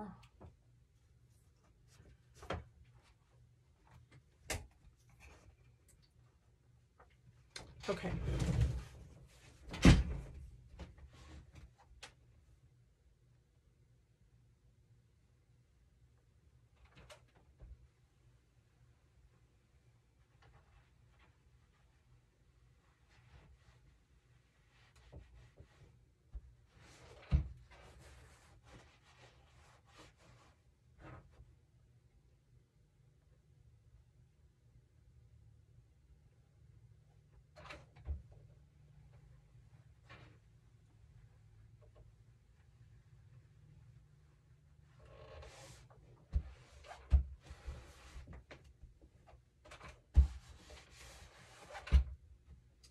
Okay, this is one we're going to have to trim down and get this cut to the size that it needs to be.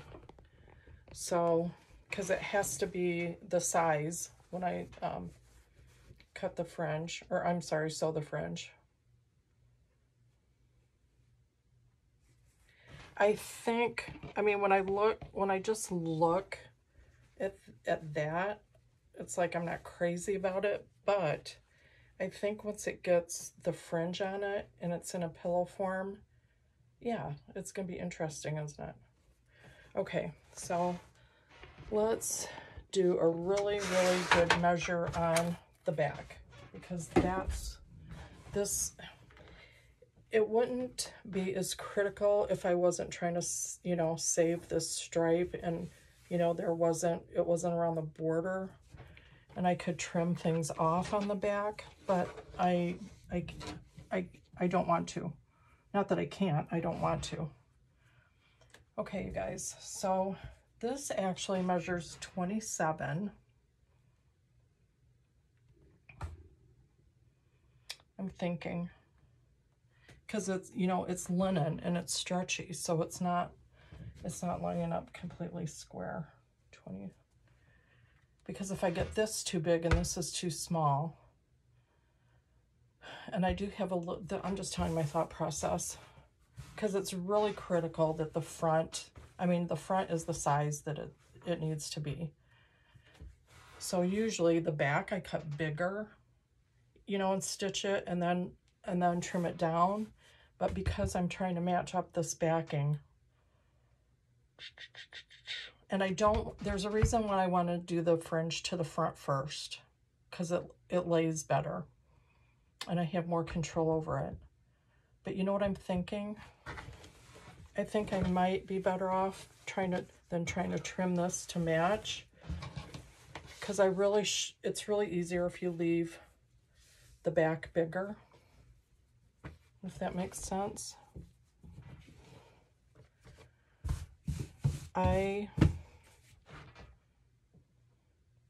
You guys, I'm thinking,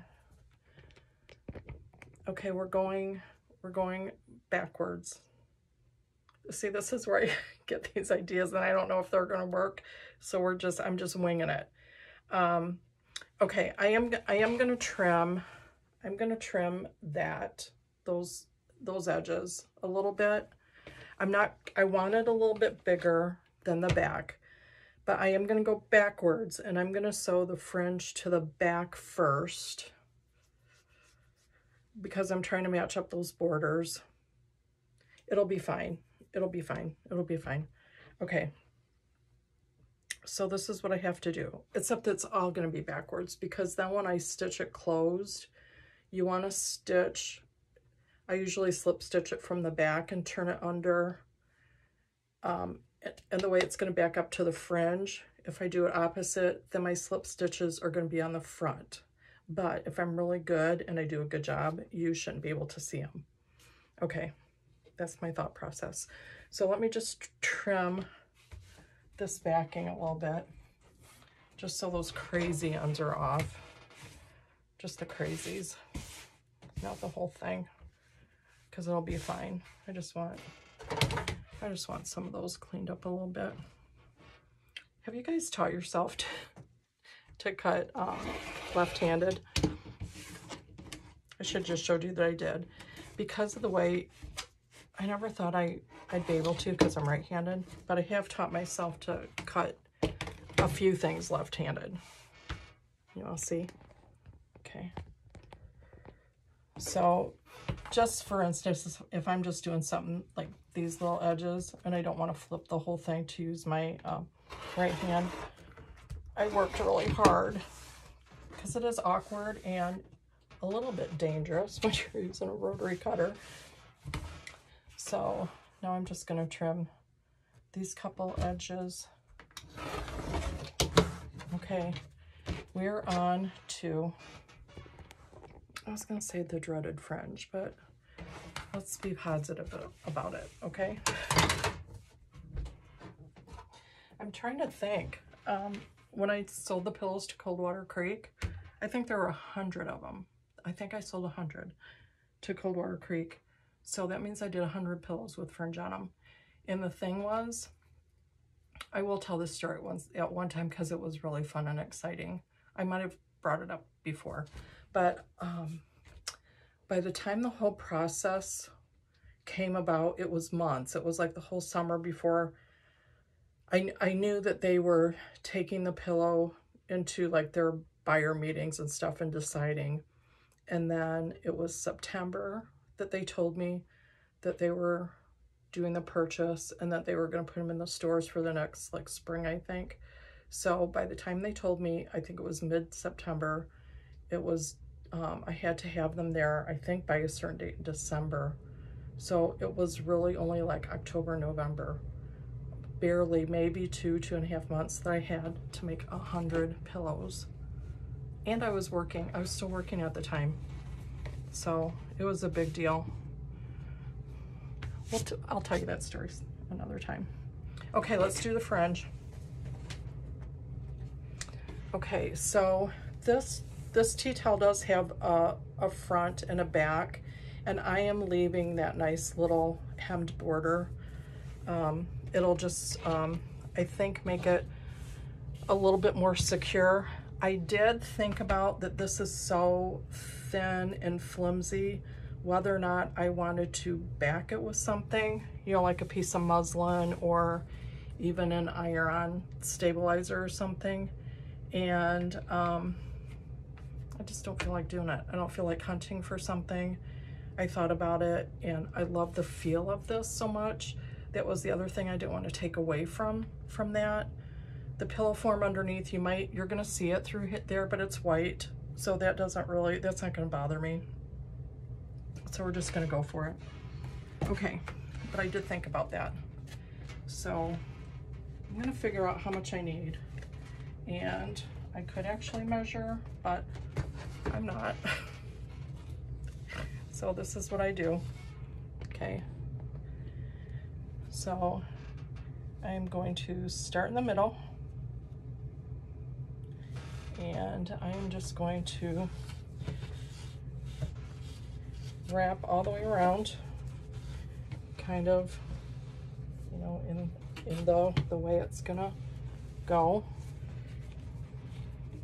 And then when I get all the way around and I think, yep, that's enough, then I'm gonna cut it just a little bit bigger. So if I'm thinking, and when you do this, you match it right up, you don't overlap it. You just match it right up, and when you fringe it, it's just all gonna come together. But just to make sure I'm gonna have enough, I'm gonna cut it just a little bit longer. And let me see if I can show you the way it's like looped. I am trying to cut it kind of between. Okay, then that will, so then I'm right on the edge of another fringe, and I left that one there. That way I didn't, you know, cut right in the middle of two and have other, it wouldn't matter, except you'd have a lot more mess of fringe hanging. Okay.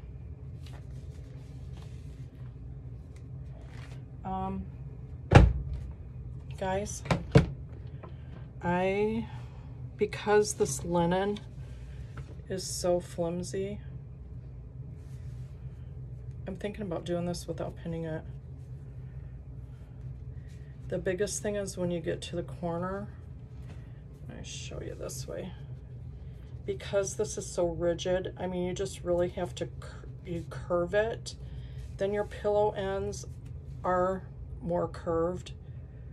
Yep, I'm not pinning. I am not pinning.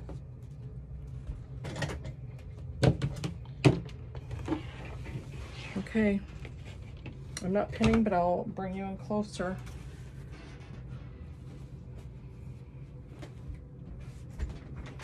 I think what I figured out is that, like right now my phone says 19 minutes. I'm wondering if after I've gone for an hour, that it switches back over to regular minutes. So if that's the case, is this gonna be 2 hours long? Good Lord. Well, I guess it takes that long to make a pillow from beginning to end. So, if we're doing it in one swoop, we are. If you're taking a break, come back and we'll see what it's like when it's finished. This is iced coffee, by the way.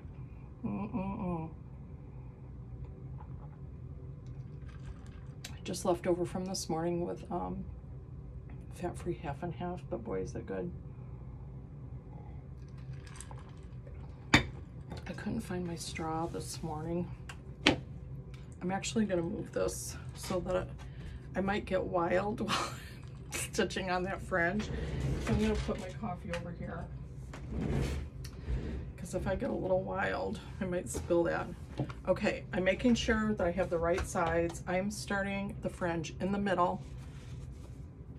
The thing is that you want to get, like, I'm gonna stitch right on that inside stitch line, because if you don't, when you flip it and turn it inside out, like if I stitch too far to the edge, I'm gonna see the stitch line where that fringe was sewn together.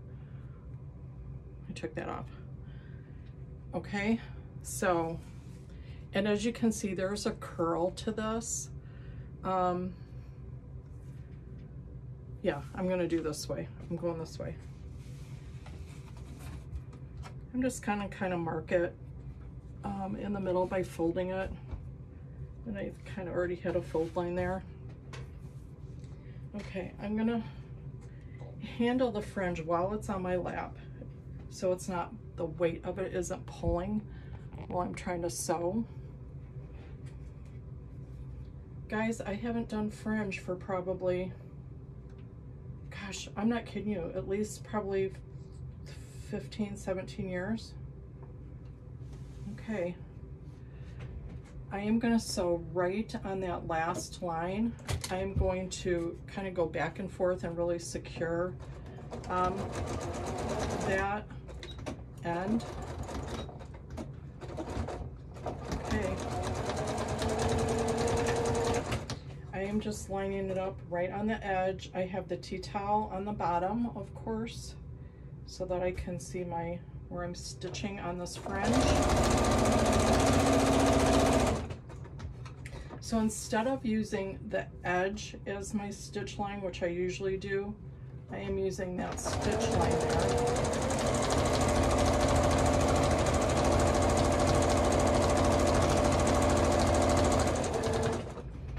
Okay, as I'm getting close to the edge, what I'm gonna do, I'm gonna flip all this weight over here.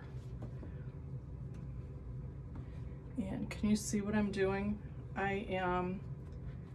This is going, it is tricky because there's a lot of bulk there, and I'm just going to hold this down really tight, and I'm going to follow that curve. I'm stitching slower as I go around that curve so I can have more control over it. And let's get this flipped around.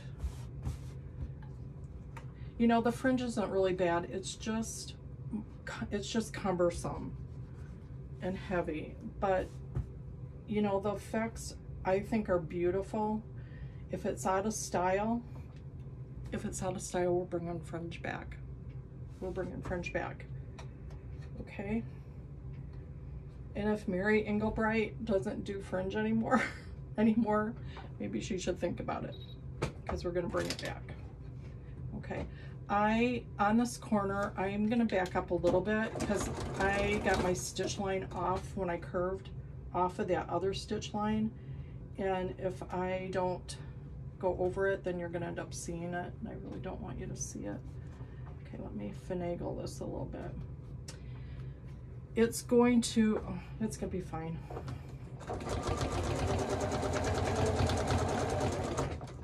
What I was going to say is it's going to cover up more of this red banding that I wanted, but I mean, I can't, there's no way I can make sure I'm right on the edge of that. That's just ridiculous. That's putting too much pressure on myself.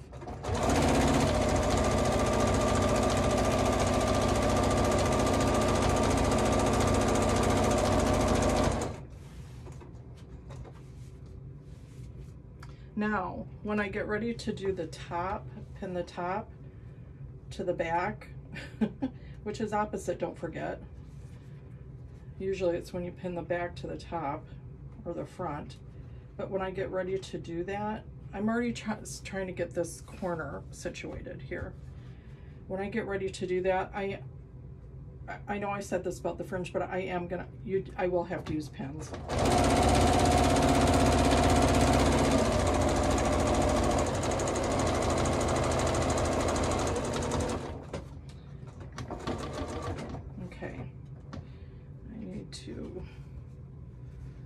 Get this going here. What I'm doing is smoothing out the edge, and again, I think this is a little bit harder on this because this tea towel, this cloth underneath, is so flimsy and soft and stretchy. I am holding that really tight. If you aren't careful with the sides too, I have had this happen, you don't get this fringe caught and sewn to the side, because when you turn it inside out and you go to fringe it, part of it's going to be caught and sewn in there, and you don't want that. You want your corners to be nice and fluffy and full. You don't want any fringe caught in your corners.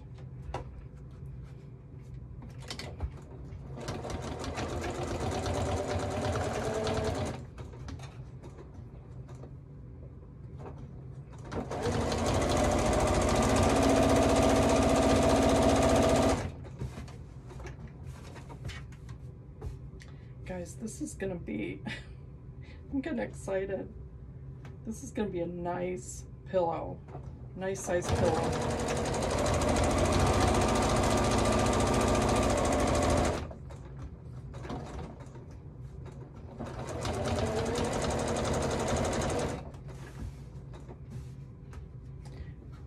We're getting down there, two corners done, 2 corners to go.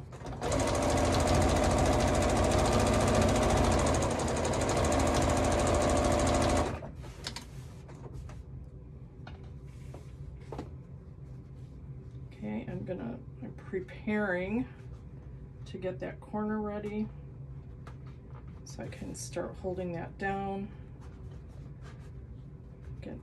Get nice and strong and tough with it. Trying to get that folded flat.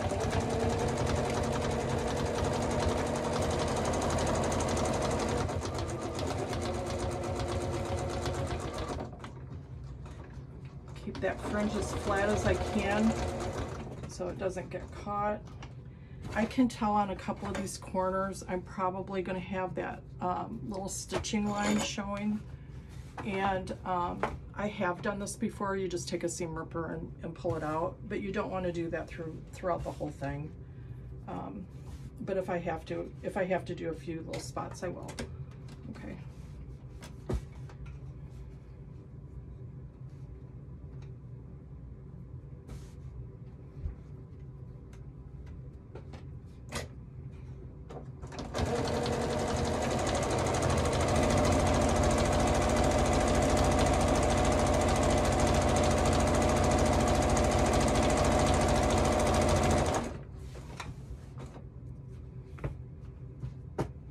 Can you feel the excitement? We're getting to the end right here. Can you feel it? Feel the excitement.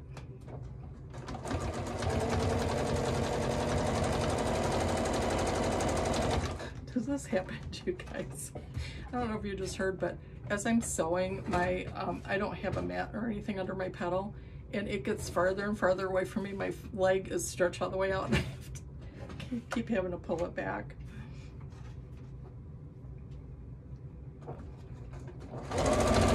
Okay, I need to start getting this corner ready. And thank goodness I'm gonna have enough. I cut off enough so I'm not running short. I have run short before, and you know what I've done? You just can cut a little piece to fill in and stitch it in, because by the time you fringe it, you're not even gonna see it. That is one really nice thing about this. Fringe, it can be forgiving. Okay, come on. Oh, did you hear that? I thought I broke my needle, but I didn't. I'm wondering if my thread is just getting clumped up underneath. Or it's just because it's that, it was that thick going through. Okay, well, let's hope my machine makes it this last little end here. Oh, you guys. Okay, I have to pull this out and see what's going on. What's it caught on? Okay. Well, since I'm not stopping this, how in the world is my needle all the way off and hitting? It's because my needle's bent, right? Bent my needle on that.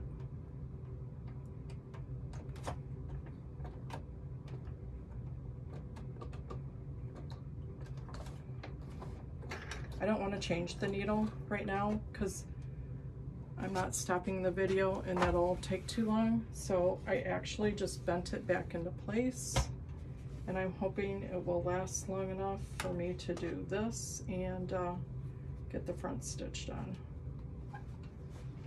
Okay, where I cut that off, I'm gonna go back over it to make sure. I'm gonna go back over it to make sure that it's nice and secure. Okay, cross your fingers.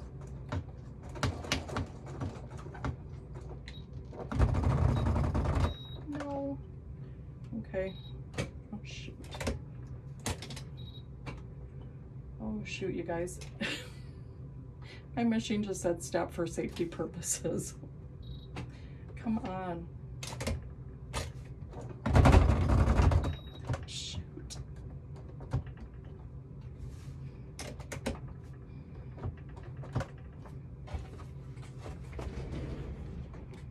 Okay. I'm gonna stop this because I don't know how long it is anyway. And here's the deal. If I can't splice it together and this shows up in 2 parts, the second part will be me finishing it, and then will be the video of the pictures that I was gonna share with you. So fingers crossed, you guys. I'm gonna change my needle. I'm going to, I think I'm just gonna finish sewing this on. I'll get the top pinned on, and then I'll come back and sew the top together with you and get it turned inside out, because I have to have you here with me when I pull the string and do the fringe, because that's the magic and the best part. So, okay, here we go. If I lose you, come back for part 2, okay? It won't even let me shut off. Okay, I don't know what's going on, but okay, so I switched out my needle, put a straight needle in, and then I was still having just a little bit of trouble with my sewing machine.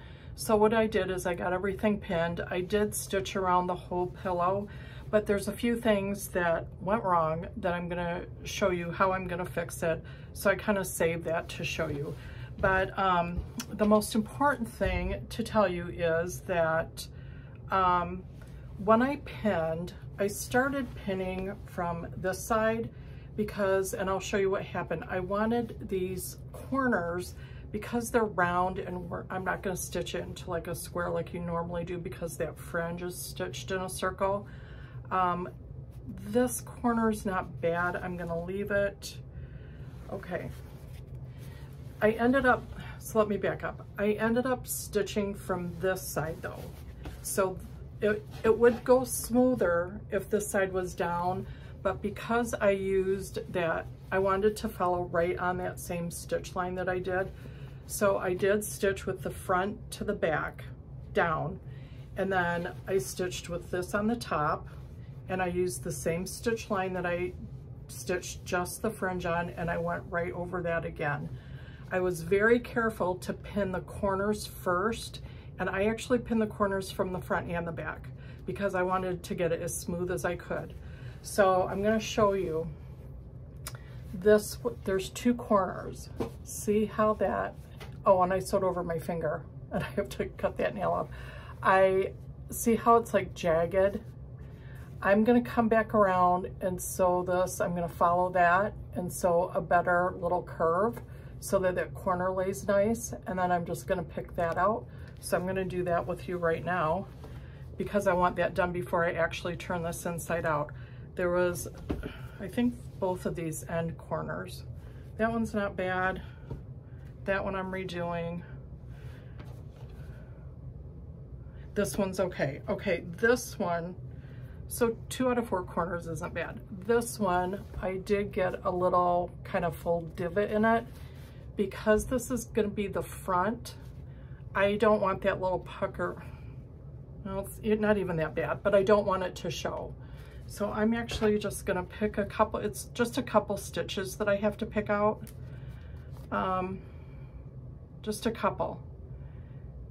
When I was stitching around, I did use my trusty, my trusty long needle that I have that I stick underneath, and you can see my end is all, that's probably why I break needles too, that I use to hold some of that flat. And that was literally just 2 stitches that I had to take out of there for that little divot.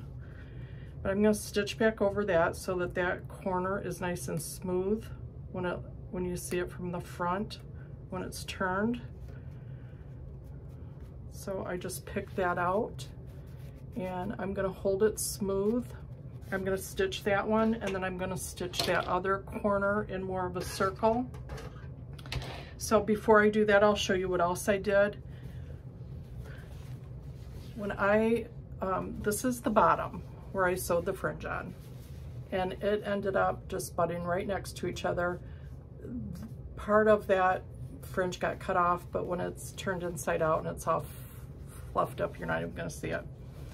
So before I got this pinned to the back, this is the bottom of the pillow. I did a stay stitch all the way down, as you can see. Not only did that keep my seams flat, but then when I go to slip stitch this and hand stitch it, when I turn it, none of this is going to really keep fraying. Those seams aren't going to keep spreading apart and break open. It's just going to be a lot easier for me to hand stitch it and get that slip stitched when I do it by hand. So what else did I do? So what I'm going to do is I'm going to smooth out that corner. I'm going to restitch where I just picked that out. Then I actually am going to trim these corners right here.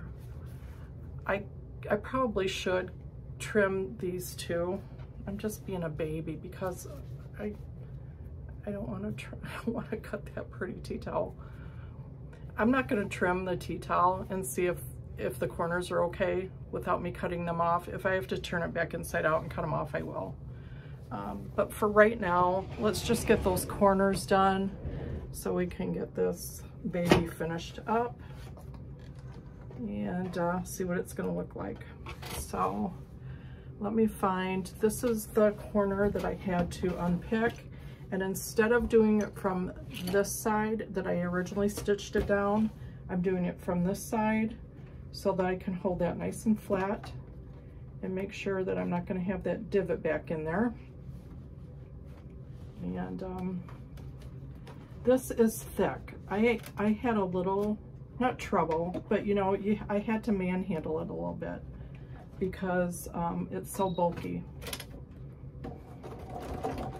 So as I'm stitching back over this, I am going to go back just a little bit to tack that.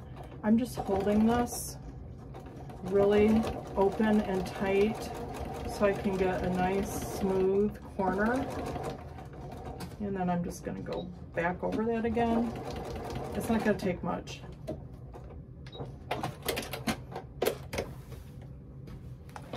So a nice smoother edge. As long as I'm here, I'm just going to cut that corner off and get that bulk off. And now, where's the other corner? I think it's this one where I'm at. Actually, I'm going to redo both of these corners while we're here. This one isn't bad. It's not bad, but it just has a little divot in it. I'm just going to smooth that out. And what's going to happen once I do that is if any of those other stitches show from the other side, I can just pick them out, which is probably going to happen because I'm actually going, I got that a little bit too narrow, I guess. So I'm going wider to make that curve a little bit wider. So I'll show you when I turn it inside out. I'm probably going to have to, I'm a little fast on the draw there. My machine was telling me. So if you can see, I stitched right on the outside of where that was like a little divot.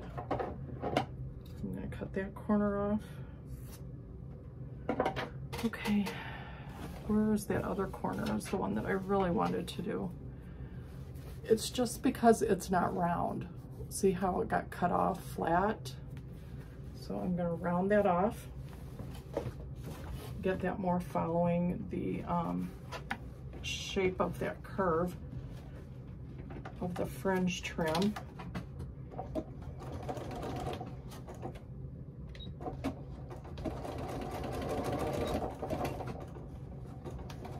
That's why I sewed over my fingernail, because I'm holding this down so tight, trying to get it, keep it smooth.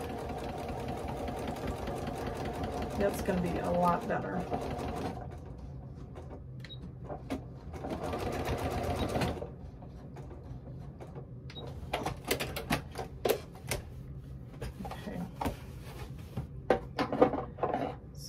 get these ends cut off, and then we are getting to the fun part here, you guys.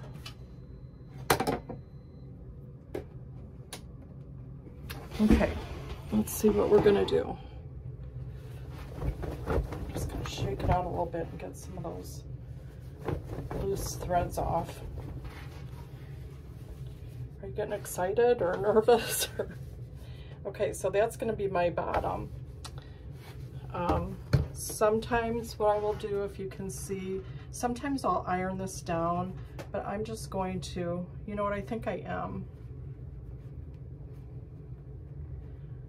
I'm just kind of finger pressing this right over, doing a little edge, so that, you know, I'm just gonna step over to the sewing, or to the ironing board, and I'm just gonna, I usually like to just iron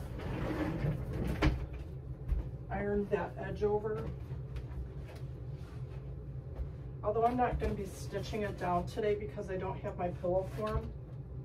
I'm just going to iron that down, so when I do get ready to sew it, it's going to be ready. My iron's not hot, so let's see how long this is going to take. I think I see another little divot, you guys, where I'm going to have to restitch, pick out and restitch. But as soon as I get this turned inside out, we'll look at it, and then I'll decide if that's going to have to be done. Kelly? Yep. The microwave went off, so I just turned the stove off. Okay, that was just a little interruption by Jim. I'm boiling my eggs for the salad, and he didn't know I was still recording, so. Okay, what was I gonna tell you that I did? I think that was all. Okay, let's get ready. I'm gonna turn it inside out. I could trim some of these edges down more, but I'm not gonna worry about that right now. I just wanna get this turned inside out, or if there's any extra threads or anything that you want to get trimmed off. Now, I will say, the thing about the fringes, it makes it really, really easy to turn and get flipped inside out, because you just have that fringe, and that's how the corners look. There it is from the other side. So let's get them all turned. That's why I wanted to make sure to go over those flat corners, to make sure that I was going to have a nice, smooth edge.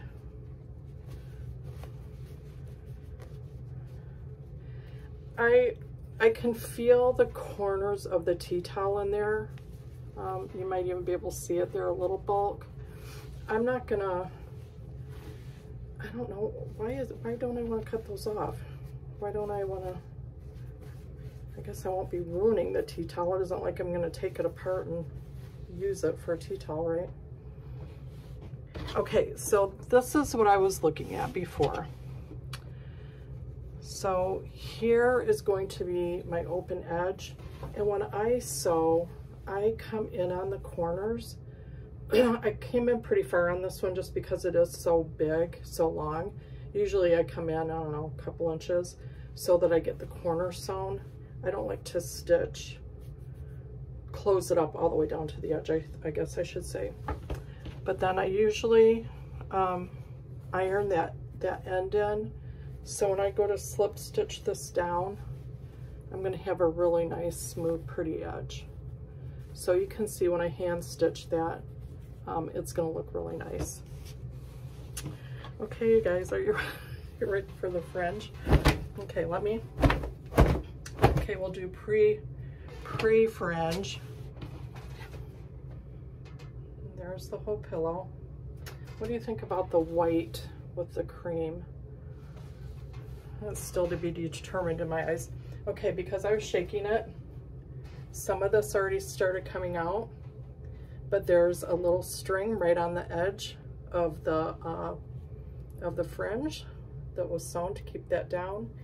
And here we go. To me, this is the best part. I am just pulling that off, and you can see that it's starting to come hang on, I'm gonna hold this so you can see it because it's the best part. And then the magic will happen. It's pretty fun. There's something satisfying about that. Okay, to the end where they were joined. Let's give it a good shake.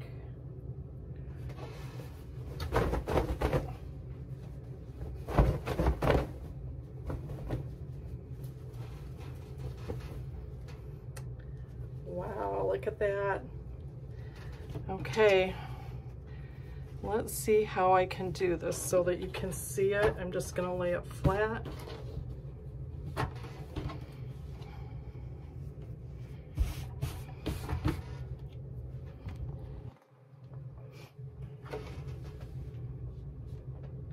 There it is.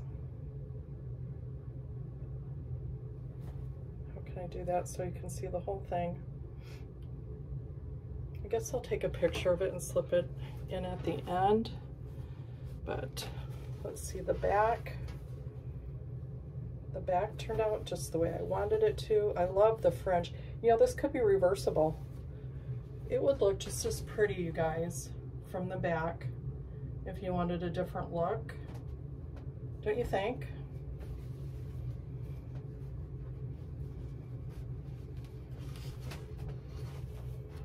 Hey, are we bringing back fringe? I kind of think so. I have to say I'm pretty pleased about that. So as I was working on it and finishing it, you know what I was thinking? Was I thinking yo-yos? I could have been. I could have been if I really wanna. Let's look at it. I mean, I could definitely add some yo-yos someplace if I wanted to, which would be kind of fun. But it's kind of pretty just the way it is. I mean, to keep it simple, if that's simple. Although, now that I'm looking at it, it would be pretty to do three big yo-yos, like in red. 3 big yo-yos. Let me show you the size I'm thinking, and then we can see if I'm gonna think about that. These are just yo-yos that I had made, so they're not the right color or anything, but this is the size that I'm thinking. Do three yo-yos down in red, or is that too much? I don't know. You know, Paige always tells me keep it simple. I don't know. I'm gonna think about that. Or I could do smaller. I don't know. My pillow form is still coming. So I guess I have time to think about it. I think I'll get the pillow form in and then see how I like it. And I'll show you the back again. Look at those gorgeous cherries that somebody embroidered that was left at the antique store. I don't think it's not antique for sure. I'm trying to think how old do you think that would be?